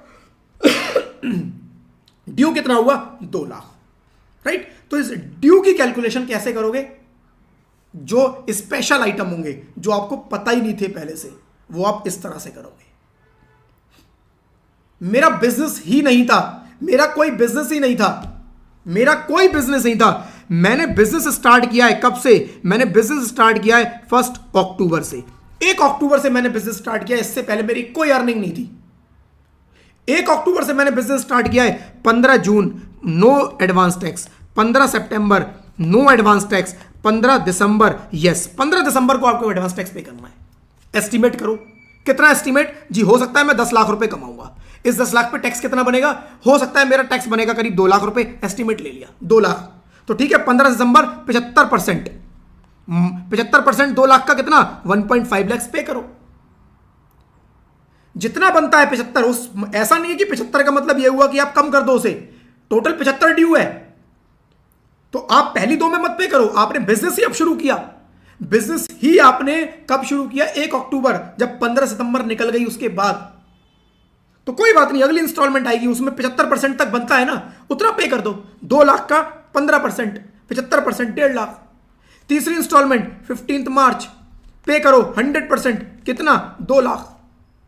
कितना पे किया निकाल दो, कितना शॉर्टफॉल हुआ निकाल दो, इंटरेस्ट लगा दो 3%, इंटरेस्ट लगा दो 1%। और 234B और C सिंपल है, उसमें तो जितना बचा जब पे किया तब तक का इंटरेस्ट कैलकुलेट होना है। ठीक है, तो एक बार देख लेते हैं, बुक के अंदर भी लिखा है special case, payment of advance tax in case of capital gain, casual income भी ऐसी होती है, सट्टा लगाया, लॉटरी लग गई, अब मुझे थोड़ा पता था मेरी लॉटरी लग जाएगी, लग गई लॉटरी, तो वो भी एक वाला केस है बिल्कुल। न्यूली सेटअप बिजनेस ही नया शुरू किया है, या डिविडेंड मिल गया, या कोई और ऐसी इनकम भी हो सकती है, ये एग्जांपल है, ऐसी कोई और इनकम आ गई जो मैं एस्टिमेट नहीं कर सकता था, right. In case of capital gain, casual income and dividend income, no advance tax is payable on estimation basis, but if there is actual accrual of casual income, actual accrual जब होगा या capital gain का या dividend का, advance tax to be paid in the subsequent installment, जो भी अगली instalment आएगी उसमें आपको पे करना है।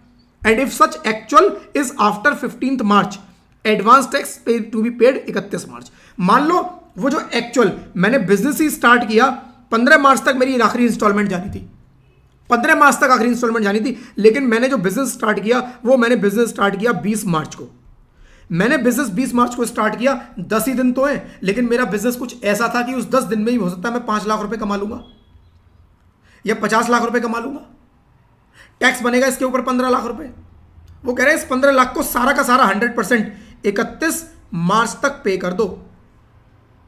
अगर आपने इससे पहले किया है तो इस हिसाब से कैलकुलेट करना, लेकिन अगर आपने जो भी बिजनेस किया स्टार्ट, आपका कैपिटल गेन आया, आपका डिविडेंड आया, कुछ भी ऐसा हुआ 15 मार्च के बाद, तो आप बोलोगे सारी डेट निकल गई मेरी, तो मुझे एडवांस टैक्स पे ही नहीं करना क्योंकि 15 मार्च निकल गई, उसके बाद हुआ। कह रहा नहीं, 31 मार्च तक पे करो, फिर 31 मार्च तक पे करना है आपको पूरा टैक्स, अदरवाइज सेक्शन 234C 1% 1 महीने का, मार्च का 1 महीने का है क्योंकि, ठीक है। चलो जी, देन क्या कह रहा है, 15 March advance tax will be paid 31 March of the previous year, otherwise interest shall be charge under section 234C, 234 में इंटरेस्ट चार्ज हो जाएगा। If assessee has started business profession in the current year, assessee shall be exempt from payment of advance tax prior to the commencement of business profession. जब business शुरू किया उससे पहले उसको कुछ नहीं देना, उसके बाद से देना है। Advance tax has to be paid in the installment subsequent to the commencement of the business profession, right. Business profession जब शुरू हो जाएगा उसके बाद देना है उसको। If business profession has been started after 15th March, advance tax should be paid up to 31 March, otherwise interest shall be charge under section 234C for 1 month, 1 महीने का चार्ज कर लेंगे, ठीक है। एग्जाम्पल भी इसके अंदर बनाया हुआ है। Mister Rohan has paid advance tax given below, उसने 15/6 को 15,000, 15/9 को 45, 15/12 को 75 और 15/3 को 170 एडवांस टैक्स पे किया है, right. He has long term capital gain 3 lakh on 1 जनवरी 2026, 1 जनवरी 2026 को लॉन्ग टर्म कैपिटल गेन आया 3 लाख रुपए का।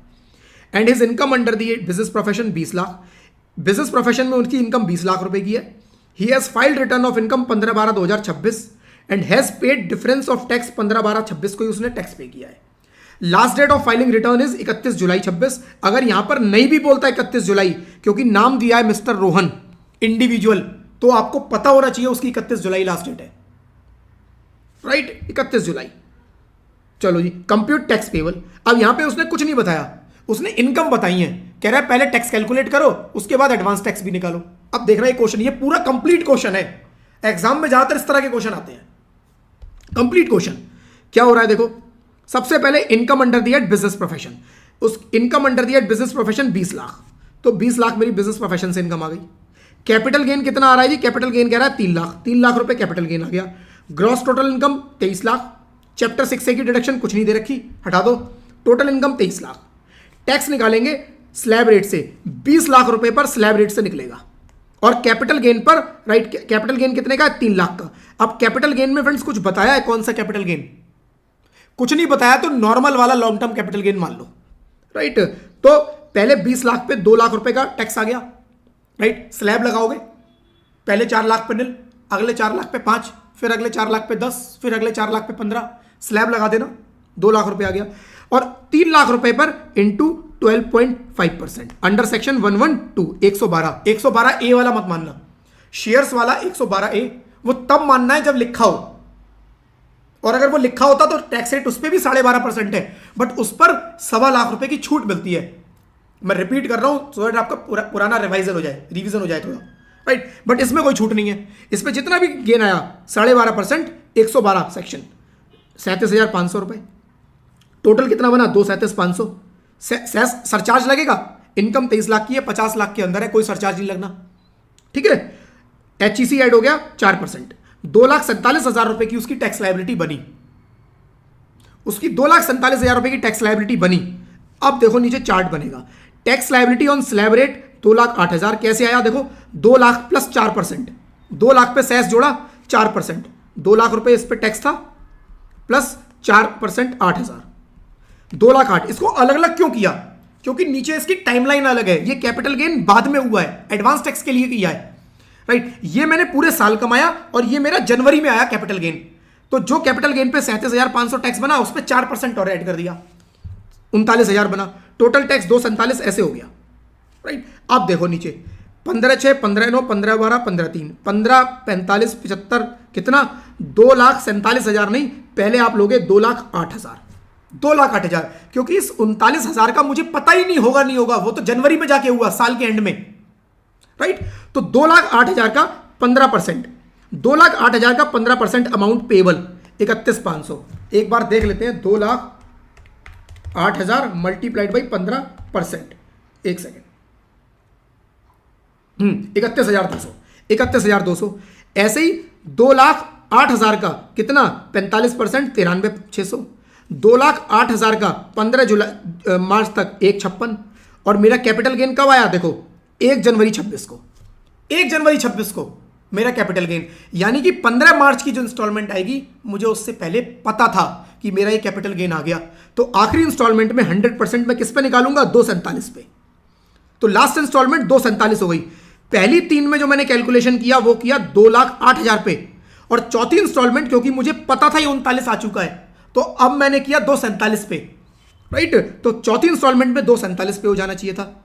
अब पे उस बंदे ने कितना कितना किया, पहली इंस्टॉलमेंट तक उसने पे कितना किया है 15,000, लो जी 15, 45, राइट 95, और इसमें वर्ड लिखा हुआ है up to, up to, up to, up to, यानी कि पहली इंस्टॉलमेंट में 15 पे किया, दूसरी इंस्टॉलमेंट में 15 तक 45 पे कर दिया, यानी दूसरी में इसने 30,000 पे किया होगा, और पिछला 15 मिला के 45 हो गया, राइट। 15, 45, 95, 170, लो जी 15, 45, 95, 170 इतना पे किया, बैलेंस कितना बचा 16,200, 48,600, 61,000, 77,000।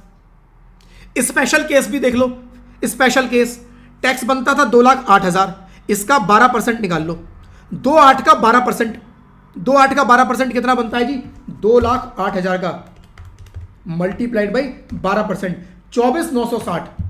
पहली इंस्टॉलमेंट में 24,960 कम से कम पे कर देते, 24,960 पे नहीं किया, 15 ही पे किया है, बहुत ही कम पे किया है, तो यानी कि इंटरेस्ट देना पड़ेगा। सेम दूसरी में भी आप निकाल लेना, 36% पूरा नहीं हो रहा, राइट, तो ये भी देना पड़ेगा। 16,200 का 3%, 48,600 का 3%, 61,000 का 3% और 77,000 का 1%, राइट। ये मेरा आ गया 234C। अब 234B, 234B वो कह रहा है जी टोटल जो टैक्स पे किया है वो किया है 15 दिसंबर 26 और रिटर्न की डेट 31 जुलाई, राइट। 234B में 1 अप्रैल से शुरू होगा 15 दिसंबर तक, राइट। 8.5 महीने बनते हैं, लेकिन राउंड करके 9 महीने पूरे लेंगे, राइट। 9 महीने पूरे, शॉर्टफॉल कितने का था 77,000 का, 77,000 पर मेरे को 9%, 9 महीने का 1% पर मंथ के हिसाब से 9% निकालना है, 6930 ये आ गया। 234A 31 जुलाई रिटर्न की लास्ट डेट थी, 1 अगस्त से ये शुरू हो जाएगा 15 दिसंबर तक, अगस्त, सितंबर, अक्टूबर, नवंबर और आधा दिसंबर, 4.5 महीने बनते हैं, पूरे 5 महीने लेंगे, राइट। तो ये मेरा आ जाएगा 77,000 पे 5 महीने का 5%, 38,500। तो ये section 234A, B, C total मेरे को इतना इंटरेस्ट पे करना है, टोटल इतना इंटरेस्ट पे करना है, राइट। तो यहां पर आप कंप्यूटेशन के अंदर यहां पर टैक्स लायबिलिटी देने की आती है, कैलकुलेशन क्या बोली है, compute interest payable under section 234A, B, C। अगर यहां पर यह बोलता calculate tax liability, calculate tax liability, right, including advance tax, including interest payable under section 234A, B, C, अगर इसके साथ वो टैक्स लायबिलिटी पूरी बोलता तो आप क्या करते, आप यहां पर टैक्स बिफोर इंटरेस्ट इतना आ गया, यहां पर आप इंटरेस्ट और दिखाते under section 234A, B, C, और यहां पर ये फिगर आपको यहां नीचे वर्किंग से उठा के ये फिगर दिखा दी थी 15,324, 15,324, और ये जो आपका टोटल आएगा ये उसे पे करना है। लेकिन उसने क्वेश्चन के अंदर क्या बोला, केवल आपको बोला है 234ABC, उस ABC के लिए मुझे पूरी कंप्यूटेशन बनानी पड़ी, क्योंकि उसने मेरे को टैक्स कैलकुलेट करके नहीं दिया। नॉर्मली टैक्स कैलकुलेट करके दिया पहले एग्जांपल में, बट इस एग्जांपल में टैक्स कैलकुलेट करके नहीं दिया। एग्जाम में इसी तरह के क्वेश्चन आ सकते हैं कि आपको टैक्स भी पहले खुद ही कैलकुलेट करना है, फिर ये देखना है कितना पे कर दिया उसने, और डिफरेंस निकालना है। डिफरेंस निकालने के बाद स्पेशल केस लगाना है, 12% 36% ध्यान से लगाना है। अगर भूल गए शॉर्टफॉल के ऊपर पहली में इंटरेस्ट लगाए, हो सकता है उसने 12% पे कर दिया हो, तो एडवांस टैक्स की कैलकुलेशन में फ्रेंड्स ये 12% 36% हमेशा याद रखना है। ये मान लो, ये याद रखना है। जैसे ये 15 45 75 100 याद करोगे ना, वैसे ही 15 12 45 36 75 100 याद कर लेना, क्योंकि इसको कंसीडर नहीं किया तो गड़बड़ के चांसेस हायर हैं। ठीक है, चलो जी, कुछ डाउट है फ्रेंड्स पूछ लो, देख लेता हूं कुछ छोटा मोटा इसमें बचा होगा। मेरे हिसाब से ये कंप्लीट हो गया है। एक मिनट देख लेता हूं कुछ कॉन्सेप्ट बचा है, वरना एक क्वेश्चन और दिखा दूंगा इसमें। कुछ कॉन्सेप्ट वैसे इसमें है नहीं, खत्म है। हाँ, कुछ एडिशनल चीजें हैं, कुछ एडिशनल चीजें एडवांस टैक्स से रिलेटेड कुछ है तो पूछ लो। कुछ एडिशनल चीजें हैं, एडवांस टैक्स का यही था। कुछ एडिशनल चीजें जो आज मैंने वर्ड्स यूज किए हैं, उनके कुछ मीनिंग है, इंपॉर्टेंट है, वो देख लेते हैं एक बारी। यहां तक कुछ डाउट है तो फ्रेंड्स पूछ लो। कुछ क्वेश्चन थे इसके अंदर, उनकी प्लीज प्रैक्टिस जरूर कर लेना, प्लीज प्रैक्टिस कर लेना। कुछ एडिशनल चीजें हैं फ्रेंड्स यहाँ नीचे। Due date of filing return of income, already मैंने बता दिया, सेक्शन 139(1) डील करता है। इसका पूरा चैप्टर आएगा अपना, एक अलग एक क्लास लगेगी इसके ऊपर, जिसके अंदर सारी ड्यू डेट्स देखेंगे अलग अलग सिनेरियो में, राइट। तो नॉर्मली ड्यू डेट क्या है? 31 जुलाई, राइट। ऑडिट के केस में 31 अक्टूबर, बस यही लिखा हुआ है, 31 जुलाई। ऑडिट के केस में 31 अक्टूबर। ऑडिट किस किस का होता है? एवरी कंपनी एसएससी, हर कंपनी का 31 अक्टूबर होगी। Any other person who is required to get his accounts audited under income tax act और एनी अदर एक्ट, चाहे उसका ऑडिट इनकम टैक्स एक्ट में होना है, चाहे किसी और एक्ट में होना है, सबकी डेट 31 अक्टूबर। यानी ऑडिट कैसा भी ऑडिट हो, जरूरी नहीं है इनकम टैक्स वाला ऑडिट, राइट। इनकम टैक्स में अंडर सेक्शन 44A भी जो ऑडिट होता है वो जरूरी नहीं है, कोई भी ऑडिट हो, कंपनीज एक्ट में ऑडिट होना है तब भी उसकी 31 अक्टूबर होगी डेट। ठीक है, अब ऑडिट किस किस का होना है फ्रेंड्स? ऑडिट का अभी शॉर्ट में बताऊंगा यहां पर। इसका चैप्टर बिजनेस प्रोफेशन का जब आएगा उसके अंदर पूरा डिटेल में स्टडी करेंगे, क्योंकि इससे रिलेटेड बहुत सारे प्रोविजन हैं आपके बिजनेस प्रोफेशन के अंदर। ठीक है, अभी के लिए 44AB में लिखा है जी कि as per section 44AB audit is compulsory for every person, हर पर्सन, चाहे इंडिविजुअल हो, चाहे फर्म हो, चाहे कंपनी हो, सब। और ये 44AB जो बोल रहा है वो बोल रहा है as per income tax act, वो इनकम टैक्स एक्ट की बात कर रहा है केवल। इनकम टैक्स एक्ट में क्या कह रहा है? Every person carrying on business and sales turnover और ग्रॉस रिसीट एक्सीड्स 1 करोड़। मेरा बिजनेस है और मेरी टर्नओवर सेल 1 करोड़ क्रॉस कर जाती है तो कह रहा है ऑडिट होगा। मेरा बिजनेस है, टर्नओवर 1 करोड़ क्रॉस कर जाती है तो ऑडिट होगा during previous year. And every person carrying on profession, अगर मेरा प्रोफेशन है, जैसे मैं सीए हूं तो मेरे ऊपर ये क्लॉज लगेगा। एंड ग्रॉस रिसीट, मेरी जो क्लाइंट से रिसीट आएगी वो एक्सीड कर जाती है 50 लाख से ड्यूरिंग द प्रीवियस ईयर। तो मेरा अगर बिजनेस है और टर्नओवर सेल 1 करोड़ क्रॉस कर जाए, या फिर मैं प्रोफेशनल हूं और मेरी जो रिसीट है वो 50 लाख क्रॉस कर जाए, तो उस केस में ऑडिट होगा। बिजनेस के केस में 1 करोड़, सर्विस के केस में, प्रोफेशन के केस में 50 लाख की लिमिट है, ऑडिट होगा। या फिर every person carrying on business of his total sales turnover और gross receipt in business exceeds 10 crore, या फिर किसी का बिजनेस है और उसकी रिसीट 10 करोड़ क्रॉस कर जाती है, ये स्पेशल केस है। नॉर्मली 1 करोड़ की लिमिट है, लेकिन कह रहा है कोई स्पेशल केस है। कौन सा स्पेशल केस है? ये 2 स्पेशल केस लिखे हुए हैं। क्या लिखे हैं मैं बता देता हूं। मान लो आपका बिजनेस है और आपके बिजनेस में, आपका बिजनेस जो है, आपके बिजनेस में आप मैक्सिमम जो ट्रांजैक्शन करते हो वो कैश में नहीं करते, डिजिटली करते हो। डिजिटली करते हो कितनी? कह रहा है हमें 95% तक जो ट्रांजैक्शन होती है वो डिजिटल होती है, 5% या उससे कम मेरा कैश में है। यानी मैं जो पेमेंट करता हूं, जो मैं आगे पेमेंट करता हूं खर्चों के लिए, माल खरीदता हूं, वो 5% से कम मेरा कैश में होता है, बाकी सब डिजिटल है। जो मैं पेमेंट रिसीव करता हूं कस्टमर से, जो मेरे पास पैसा आता है वो 5% या उससे कम कैश में आता है, बाकी सब डिजिटल आता है। तो कह रहे हैं जी आपके केस में फिर 10 करोड़ तक आपको ऑडिट कराने की जरूरत नहीं। कह रहे हैं नॉर्मली तो 1 करोड़ तक ऑडिट कराना, 1 करोड़ के बाद ऑडिट कराना है। 1 करोड़ क्रॉस किया ऑडिट कराओ, 1 करोड़ क्रॉस किया ऑडिट कराओ, under section 44AB income tax act बोल रहा है। ऑडिट कराओ 1 करोड़ क्रॉस किया, लेकिन अगर आपके डिजिटल ट्रांजेक्शन है कितने 5% से कम कैश में है, 95% या उससे ज्यादा डिजिटल है, 95% या उससे ज्यादा डिजिटल होते हैं। डिजिटल कैसे? ऑनलाइन ट्रांसफर, कैश में नहीं होना चाहिए, बस कैश और क्रॉस चेक नहीं होना चाहिए। क्रॉस चेक के बारे में कल हमने बहुत डिटेल में डिस्कस किया था। कैश और क्रॉस चेक छोड़ के cash cross check cross DD इनको छोड़ दो, बाकी जैसे मर्जी पेमेंट हो, ऑनलाइन ट्रांसफर होना चाहिए, डिजिटल ट्रांजैक्शन होना चाहिए, राइट। तो उस केस में आपकी जो ऑडिट की लिमिट होगी वो 10 करोड़ की होगी, 10 करोड़ तक नो ऑडिट, ठीक है। यही इसके अंदर लिखा हुआ है, aggregate of all amount received including amount received from sales turnover gross received during the previous year in cash does not exceed 5% of this said amount. Cash में 5% से ज्यादा एक्सीड ना करे, मतलब डिजिटली 95 या उससे ज्यादा हो। एग्रीगेट ऑफ ऑल पेमेंट, जितनी भी आप पेमेंट करोगे including payment amount incurred for expenditure, चाहे खर्चों के लिए दो चाहे जिस मर्जी के लिए दो, in cash during the previous year does not exceed 5%, cash में 5% क्रॉस ना करे, मतलब डिजिटली 95 या उससे ज्यादा हो।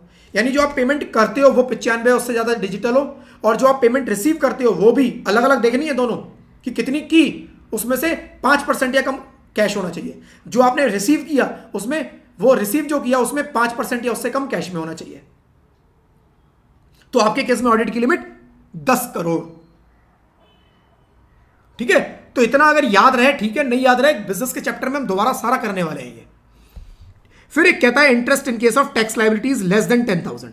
वो कह रहा है अगर आपकी टैक्स लायबिलिटी पूरे साल में 10,000 से कम है, मैंने एस्टिमेट किया जी मेरी लायबिलिटी 8,000 की आएगी। 234B वाले की बात नहीं कर रहा, 234B वाला क्या कहता है, 234B वाला क्या कहता है, पहले 234B रिपीट करा दूं। 234B में हमने पढ़ा था कि आपने 234C में पे कर दिया और कुछ शॉर्टफॉल रह गया, शॉर्टफॉल रह गया तो आप ये देख लो जी, जो शॉर्टफॉल रहा है वो आपका 10% या उससे कम होना चाहिए, मतलब 90% या उससे ज्यादा आपने पे कर दिया था, तो आपको 234B पे नहीं करना, वो बोलता था। यहां ये बोल रहा है कि अगर आपकी टैक्स लायबिलिटी 10,000 या से कम है, लेस देन 10,000 है, तब भी आपको कोई इंटरेस्ट नहीं पे करना under section 234B and C, but A में तो आपको पे करना पड़ेगा। ये शुरू में भी हमने पढ़ा था, जब चैप्टर शुरू किया था, शुरू में लिखा था, मैंने कहा अभी इग्नोर कर देना, थोड़ी देर में बताऊंगा। सीनियर सिटीजन के केस में लिखा हुआ था कि सीनियर सिटीजन को टैक्स पे नहीं करना, सीनियर सिटीजन को एडवांस टैक्स पे नहीं करना है 234B और C। सीनियर सिटीजन को कोई एडवांस टैक्स पे नहीं करना, उस पर इंटरेस्ट पे नहीं करना 234B C, लेकिन A पे करना पड़ेगा। बिल्कुल शुरू में लिखा था, देख लेना नोट्स में। मैंने कहा था अभी इस 234ABC को इग्नोर कर दो, थोड़ी देर में बात करूंगा। अब देखो 234B और C, अगर आपकी टैक्स लायबिलिटी 10,000 से कम की है, सीनियर सिटीजन को बोला कि आपको पे ही नहीं करना, लेकिन नॉर्मल पर्सन को बोला अगर आप सीनियर सिटीजन नहीं हो तो आपको कितना पे करना है, 10,000 तक। अगर आपकी लायबिलिटी 10,000 से कम आ रही है, आप बोलते हो जी मेरी टैक्स की लायबिलिटी 8,000 आएगी, तो वो कह रहा है कोई एडवांस टैक्स की जरूरत नहीं है। कौन सा? अंडर सेक्शन 234BC आपको कोई इंटरेस्ट नहीं लगेगा, लेकिन ए लगेगा। ए कब लगता है? रिटर्न फाइलिंग की डेट निकाल दी और टैक्स पे नहीं किया। ए तो एक तरह से पेनल्टी है कि आप कौन हो? इररेस्पॉन्सिबल पर्सन, आपको कोई छूट नहीं मिलेगी। ये 10,000 तो नॉर्मल लोगों के लिए, आप तो नॉर्मल हो ही नहीं, आप तो एबनॉर्मल हो, एबनॉर्मल एक्टिविटी कर रहे हो। क्या एबनॉर्मल एक्टिविटी कर रहे हो जी? हमने बोला 31 जुलाई तक रिटर्न फाइल करके भाई टैक्स की पेमेंट कर दो, सरकार देश के खर्चे चलाएगी। कैसे चलाए? आप जैसे लोगों की वजह से पैसा कम पड़ जाता है, आपको कोई छूट नहीं, कोई 10,000 की छूट नहीं। ये 10,000 की छूट नॉर्मल लोगों के लिए है। और नॉर्मल इंटरेस्ट कौन सा है? 234A और 234B और 234B और C, ये नॉर्मल इंटरेस्ट है।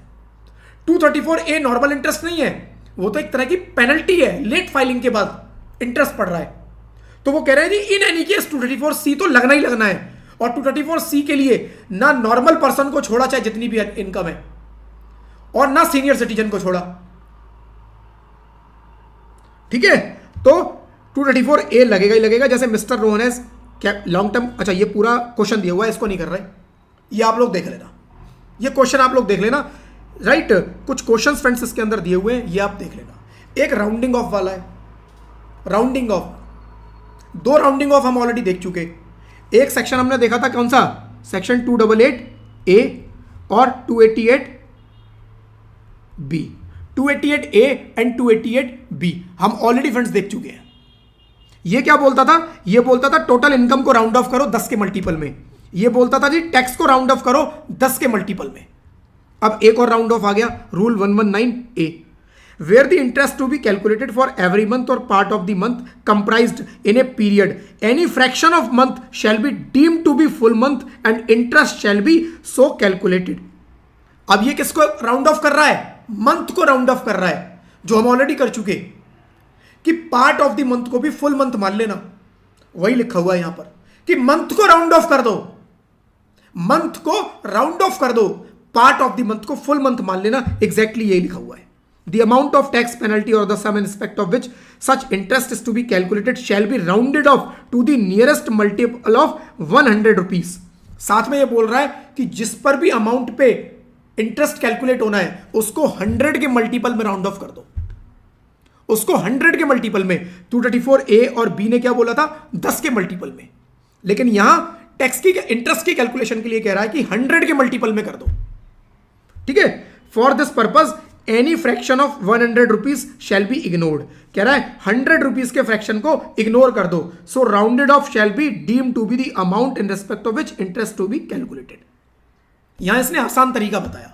ये कहता है जी अगर आपकी बनती है 25,550, 25,550, तो कह रहा है इस 100 को राउंड ऑफ कर दो, मतलब 50 को इग्नोर कर दो। उसने तो बोला था जी 5 से ऊपर है तो 10 मान लो, 5 से नीचे है तो इग्नोर कर दो। इसने बोला नहीं, इसने क्या सिंपल जो 100 के मल्टीपल में आगे का है ना उसको इग्नोर कर दो। यानी ये बन जाएगा 25,500 पूरा। यानी ये 25,560 होता तब भी क्या बनेगा? 25,500। क्योंकि वो क्या कह रहा है? वो कह रहा है 100 rupees shall be ignored for this purpose any fraction of 100 rupees. 100 रुपए का कोई भी फ्रैक्शन, 100 रुपए का कोई भी पार्ट, चाहे 1 रुपया है चाहे 99 रुपया है, कह रहा है उसको इग्नोर कर दो। Ignore, shall be ignored, shall be ignored. ठीक है, तो ये नॉर्मल राउंड ऑफ की बात कर रहा है। और एक फ्रेंड्स अपना सेक्शन आता है सेक्शन 209, 2010, राइट? Section 209, 2010, right? हमने अभी तक क्या सेक्शन देखे फ्रेंड्स? सेक्शन 207 से अपना शुरू हुआ। मैं एक बार रिवीजन करा देता हूं पहले। सेक्शन 207 क्या बोल रहा है? सेक्शन 207 बोल रहा है जी हमें हर बंदे को एडवांस टैक्स पे करना है, राइट? हर बंदे को एडवांस टैक्स पे करना है। 208 क्या बोल रहा है? 208 बोल रहा है जी 10,000 से ऊपर की लायबिलिटी है तो आपको एडवांस टैक्स पे करना है। 211 बोल रहा है जी आपको ये इंस्टॉलमेंट पे करनी है। इसके बीच में 2 सेक्शन मिसिंग थे। 208 के बाद 11, 209 और 210, 210, 2 सेक्शन इसके बीच में मिसिंग है। वो असेसिंग ऑफिसर की पावर बता रहे हैं जो अभी हम देखने वाले हैं। असेसिंग ऑफिसर की क्या क्या पावर है, राइट? तो असेसिंग ऑफिसर की पावर इस चैप्टर के जो शुरू लास्ट में था, मैं वहां पर आ जाओ। हाँ जी, असेसिंग ऑफिसर की पावर। असेसिंग ऑफिसर की क्या क्या पावर है देख लो जी। असेसिंग ऑफिसर की पावर है when individual has not paid advance tax and assessing officer believe that person is liable to do so, the officer may issue a notice in form 28 directing the individual to pay advance tax. This power is exercised when certain conditions are met. वो कह रहा है आपको advance tax पे करना था, आपने पे नहीं किया। असेसिंग ऑफिसर के पास आपका रिकॉर्ड है और उसको ऐसा लगता है कि आपको एडवांस टैक्स पे करना चाहिए था, आपने पे नहीं किया। वो कह रहा है वो आपको ना नोटिस इशू कर देगा। कौन, किसमें? फॉर्म 28 में। फॉर्म 28 में एक नोटिस इशू कर देगा और उसमें डायरेक्ट करेगा, आपको बोलेगा अपने एडवांस टैक्स को पे करो, और उसके अंदर वो अमाउंट भी लिख के भेज देगा आपको कि इतना एडवांस टैक्स पे करो। अब आप सोचोगे अमाउंट कैसे लिखेगा, उसको कैसे पता कि कितनी इनकम हुई पूरे साल में? तो उसका तरीका बताया, सर्टेन कंडीशंस, कुछ कंडीशंस हैं जिसके बेसिस पे कैलकुलेशन होगी। समझ में आया? असेसिंग ऑफिसर क्या करेगा? असेसिंग ऑफिसर को पता है पुराने रिकॉर्ड के हिसाब से कि भाई आपका तो टैक्स बनना चाहिए, आपने वो एडवांस टैक्स की पेमेंट नहीं की। असेसिंग ऑफिसर ने देखा, असेसिंग ऑफिसर के भी टारगेट होते हैं, जैसे सेल्स में टारगेट होते हैं सेल्स के लोगों के, भाई इतनी सेल करवानी है आपको, इतनी सेल करवानी है, इतनी सेल कंपनी टारगेट देती है। ऐसे ही इन बेचारों को भी टारगेट मिले होते हैं कि इतना रेवेन्यू इकट्ठा करना है, इतना टैक्स इकट्ठा करना है। वो भी देख रहा होता है किस किस से एडवांस टैक्स आना चाहिए था, किससे नहीं आया। वो सारा रिकॉर्ड देख रहा होता है कि मेरे ज्यूरिडिक्शन में कौन कौन बंदे हैं, किससे कितना टैक्स आना चाहिए था, इतना नहीं आया। ये 25 बंदे हैं, इन्होंने कोई एडवांस टैक्स पे नहीं किया। वो उठा के उनकी कैलकुलेशन कर देगा अपने हिसाब से, बट अपने हिसाब से ऐसा नहीं, अपनी मर्जी से, उसका तरीका है। और उनको नोटिस भेज देगा सेक्शन 28 में, राइट? फॉर्म नंबर 28 में, फॉर्म 28 में उनको भेज देगा जी इतना एडवांस टैक्स पे करो। अब वो कैलकुलेशन कैसे करेगा वो देखो, मेथड बताया गया है। थ्योरी है केवल, प्रैक्टिकल कुछ नहीं है, right. Assessing officer can issue such notice only if the individual has already undergone a regular assessment. कह रहा है वो नोटिस तभी इश्यू कर सकता है जब उस एसएससी का, जिसको नोटिस भेज रहा है, उसका कोई रेगुलर असेसमेंट हुआ हो। रेगुलर असेसमेंट एक होता है फ्रेंड्स, हम लोग जब रिटर्न फाइल करते हैं ना, 31 मार्च की रिटर्न में फाइल करूंगा 31 जुलाई तक, उसके बाद असेसिंग ऑफिसर उसको चेक करेगा, असेसमेंट करेगा कि जी आपने सारी कैलकुलेशन ठीक की, आपने एग्जेम्पशन ठीक ली, ये सब बनता है, आपकी टैक्स की कैलकुलेशन ठीक है, और एक रेगुलर असेसमेंट, एक नॉर्मल वो एक असेसमेंट करेगा और आपको एक लेटर भेज देगा जी, इंटीमेशन भेज देगा जी आपका सब कुछ ठीक है, या अगर आपकी कुछ लायबिलिटी निकलती है, ये कैलकुलेशन गलत थी, आप इतना टैक्स और पे करो। लेकिन वो रेगुलर असेसमेंट नहीं है, that is not regular assessment. Regular assessment का मतलब क्या है? वो रेगुलर असेसमेंट होगा तभी नोटिस भेज सकता है, तभी उसको नोटिस भेज सकता है फॉर्म 28 में। अब रेगुलर असेसमेंट का मतलब हुआ या तो उसका स्क्रूटनी असेसमेंट हुआ हो कभी पहले, या बेस्ट जजमेंट ऑफ असेसमेंट हुआ हो, या तो स्क्रूटनी हुई हो या बेस्ट जजमेंट। अब ये क्या होता है थोड़ा समझ लो, स्क्रूटनी और बेस्ट जजमेंट ऑफ असेसमेंट आपके कोर्स का पार्ट नहीं है, ठीक है। चलो जी, वॉइस मेरे हिसाब से मैंने चेक कर लिया है अभी, ठीक है। मैं थोड़ा सा रिपीट कर देता हूं पुराना, क्योंकि मुझे नहीं पता किस वक्त पे हुआ था, तो मैं ये रेगुलर असेसमेंट जो असेसमेंट वाला पार्ट है ना, मैं इसको रिपीट कर देता हूं थोड़ा सा, राइट। तो फ्रेंड्स इसके अंदर हम क्या देख रहे थे, असेसमेंट वाले पार्ट पे था SSC, right. Explain the power of assessing officer to direct SSC to pay advance tax, section 209210। Section 209210 के अंदर असेसिंग ऑफिसर को पावर दी गई है, राइट, कि वो क्या कर सकता है अगर एसएससी ने एडवांस टैक्स पे नहीं किया। तो मैंने यहां पर बताया कि असेसिंग ऑफिसर नोटिस इशू कर देता है अंडर फॉर्म 28, फॉर्म नंबर 28 में उसको नोटिस इशू करेगा कि जी आपने एडवांस टैक्स पे नहीं किया है और आप एडवांस टैक्स की पेमेंट करो, ठीक है। देन उसके बाद फ्रेंड्स उसको क्या होगा, उसको नोटिस इशू हो जाएगा। नोटिस इशू किस बेसिस पर करेगा? नोटिस इशू करेगा रेगुलर असेसमेंट के बेसिस पर। यानी वो इनकम एस्टिमेट कैसे करे, असेसिंग ऑफिसर इनकम कैसे एस्टिमेट करेगा कि भाई कितनी इनकम पे कितना एडवांस टैक्स, कितना मैं मांगू एसएससी से। तो उसका पहले कभी कोई रेगुलर असेसमेंट हुआ हो, पहले कभी रेगुलर असेसमेंट हुआ हो। रेगुलर असेसमेंट का मतलब क्या हुआ कि पहले उसका कोई स्क्रूटनी असेसमेंट या बेस्ट जजमेंट ऑफ असेसमेंट हुआ हो।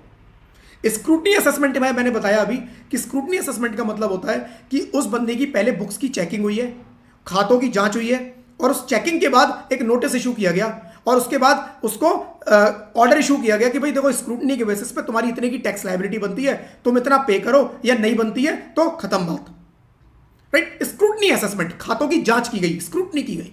Best judgment of assessment, officer आपसे डिटेल मांग रहा है, ऑफिसर कह रहा है रिटर्न फाइल करो, ना आप डिटेल दे रहे, ना रिटर्न फाइल कर रहे, आप सपोर्ट नहीं कर रहे, ऑफिसर ने उठा के खुद ही असेसमेंट कर दिया। ऑफिसर ने कहा जी इतनी आपकी लायबिलिटी बनती है, हमने निकाल दी अपने आप। कैसे निकाल दी? हमने निकाल दी, हमने देख लिया, और हमेशा वो हायर साइड पे होगी।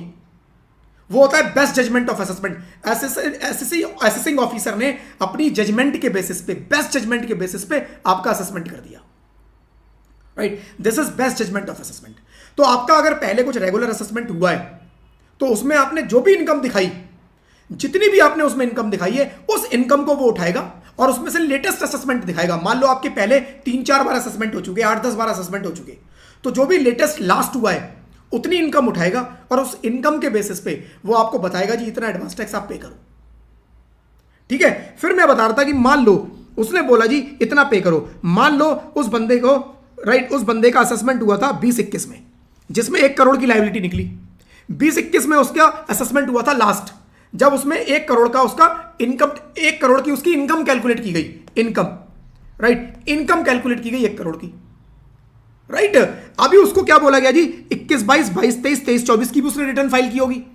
इस 21-22 में उसने अपनी इनकम दिखाई 80 लाख की, कोई दिक्कत नहीं, कोई स्क्रूटनी नहीं हुई, कुछ नहीं हुआ, एक्सेप्ट कर लिया डिपार्टमेंट ने। 22-23 में उसने अपनी इनकम दिखाई कितने की? 22-23 में उसने अपनी इनकम दिखाई 95 लाख की। डिपार्टमेंट ने कहा ठीक है, ओके, कोई दिक्कत नहीं है, एक्सेप्टेड। 23-24 में उसने अपनी इनकम दिखाई 1 करोड़ 10 लाख की, 1.1 करोड़, 1 करोड़ 10 लाख की। इस बार भी रिटर्न एक्सेप्ट हो गई। अब हमारा कौन सा फाइनेंशियल ईयर चल रहा है? हमारा फाइनेंशियल ईयर चल रहा है 2025-26। 2025-26 ने इस बंदे ने एडवांस टैक्स पे नहीं किया, तो वो क्या करेगा? रूल बोलता है कि जो भी लास्ट असेसमेंट हुआ है वो इनकम उठा लो 1 करोड़ की, और इसके बेसिस पर उसका एडवांस टैक्स बताओ कितना बनता है, और डिपार्टमेंट उससे डिमांड करेगा कि जी इतना एडवांस टैक्स पे करो, लेकिन उसके बाद अगर उसने कोई रिटर्न फाइल कर दी है, बेस्ट जजमेंट के बाद उसने कोई रिटर्न फाइल करी है और उस रिटर्न के अंदर किसी में भी उसने इनकम दिखा दी जो असेसमेंट हुआ है उससे ज्यादा, उससे हायर, जैसे इस साल में इसने 1/10 दिखा दी, 1 करोड़ से ज्यादा, तो कह रहा है फिर जो एस्टिमेट लगाएगा वो इस लेटेस्ट जो हायर अमाउंट है उसके बेसिस पे लगाएगा। तो मतलब क्या निकला कि भाई असेसिंग ऑफिसर जब नोटिस भेजेगा फॉर्म 28 में तो उसके अंदर इनकम निकालेगा और इनकम पे एडवांस टैक्स कैलकुलेट करेगा, कितना एडवांस टैक्स बनता है। बट वो इनकम की कैलकुलेशन किस बेसिस पे करेगा? बेसिस होगा प्रीवियस रेगुलर असेसमेंट, कि प्रीवियस जो भी लेटेस्ट रेगुलर असेसमेंट हुआ है उसके बेसिस पे इनकम निकाल लेगा। लेकिन उस असेसमेंट के बाद अगर एसएससी ने रिटर्न फाइल कर दी है, कोई रिटर्न फाइल की है और किसी भी एक रिटर्न में उसने इनकम उस असेसमेंट से ज्यादा दिखा दी, इनकम उस असेसमेंट से ज्यादा दिखा दी, तो वो जो उसकी इनकम मानी जाएगी वो ज्यादा वाली मानी जाएगी, राइट। असेसमेंट जो होगा उसका वो ज्यादा वाली इनकम पे होगा। तो अब उसको जो नोटिस इशू होगा वो 1,10,00,000 की इनकम के हिसाब से होगा। इस इनकम पे वो एडवांस टैक्स कैलकुलेट करेगा और बोलेगा एसएससी को जी इतना टैक्स निकालो। ठीक है जी। तो यही फ्रेंड्स पॉइंट इसके अंदर लिखा हुआ है, यही पॉइंट इसका लिखा हुआ है, राइट। अब आगे बात करता है default and penalty. If person fails to pay the advance tax after receiving the notice, notice issue होता है और वो पेमेंट फिर भी नहीं करता, वो एडवांस टैक्स की फिर भी पेमेंट नहीं करता, नोटिस आ गया फिर भी नहीं कर रहा, then they will be treated as SSC in default. SSC in default बन जाएगा और इनकम टैक्स के अंदर एसएससी इन डिफॉल्ट से रिलेटेड जो प्रोविजन है उसके ऊपर लगेंगे। आपके कोर्स का पार्ट नहीं है, छोड़ दो, बस इंफॉर्मेशन के लिए बता दिया, राइट। उसके ऊपर पेनल्टी लग सकती है और एडवांस टैक्स भी उसको पे करना पड़ेगा, सब कुछ उसको करना पड़ेगा। Right to submit own estimate. अब एसएससी के बाद एस्टीमेट आ गया।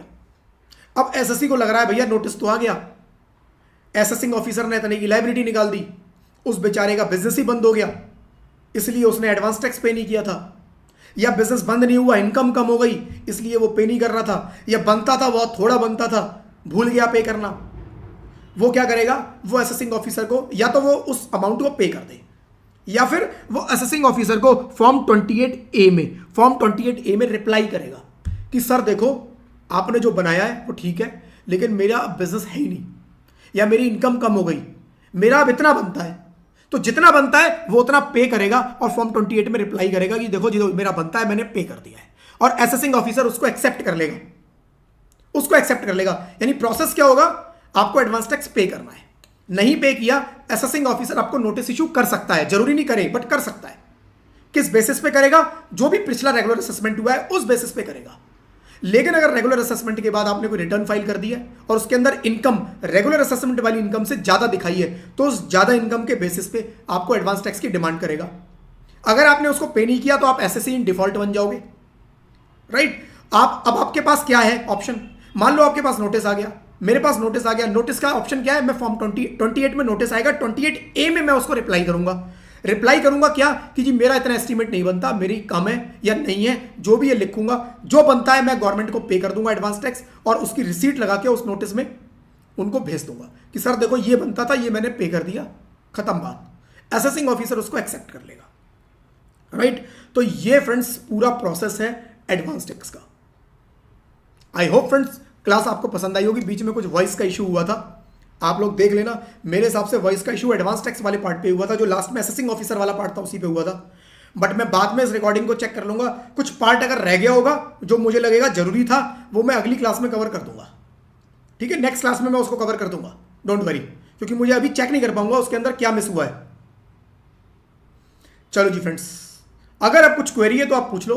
क्लासेस पसंद आई है तो इस वीडियो को लाइव जो चल रहा है उसको लाइक कर देना, बाद में आप रिकॉर्डिंग देखो तब भी लाइक कर देना। चैनल पे अगर आप लोग नए हैं तो चैनल को सब्सक्राइब जरूर करना, नोटिफिकेशन बेल पे क्लिक जरूर करना, सो दैट फ्यूचर के सारे वीडियोस के नोटिफिकेशन आप लोगों तक सबसे पहले पहुंच पाए। एंड फ्रेंड्स, आपके अगर कुछ फ्रेंड्स हैं जो लोग ये सारी क्लासेस करने में इंटरेस्टेड है, फ्री क्लासेस होंगी यूट्यूब पर करीब 45 के आसपास, ठीक है। तो आपके अगर कोई फ्रेंड्स भी इंटरेस्टेड है इन क्लास को करने में, वो कर सकते हैं। चलिए फ्रेंड्स, कुछ क्वेरी है तो आप पूछ सकते हैं, अदरवाइज 1 या 2 मिनट में वेट कर लेता हूं, कुछ क्वेरी नहीं आती है तो मैं इस क्लास को क्लोज कर। चलो जी, एडवांस टैक्स खत्म हो गया फ्रेंड्स। अगली क्लास में अपना जो शुरू होगा वो most important chapter residential status, ठीक है। चलिए फ्रेंड्स, आई थिंक कोई क्वेरी नहीं है, let's close this class. Thank you friends, thank you for your time, thank you, bye bye.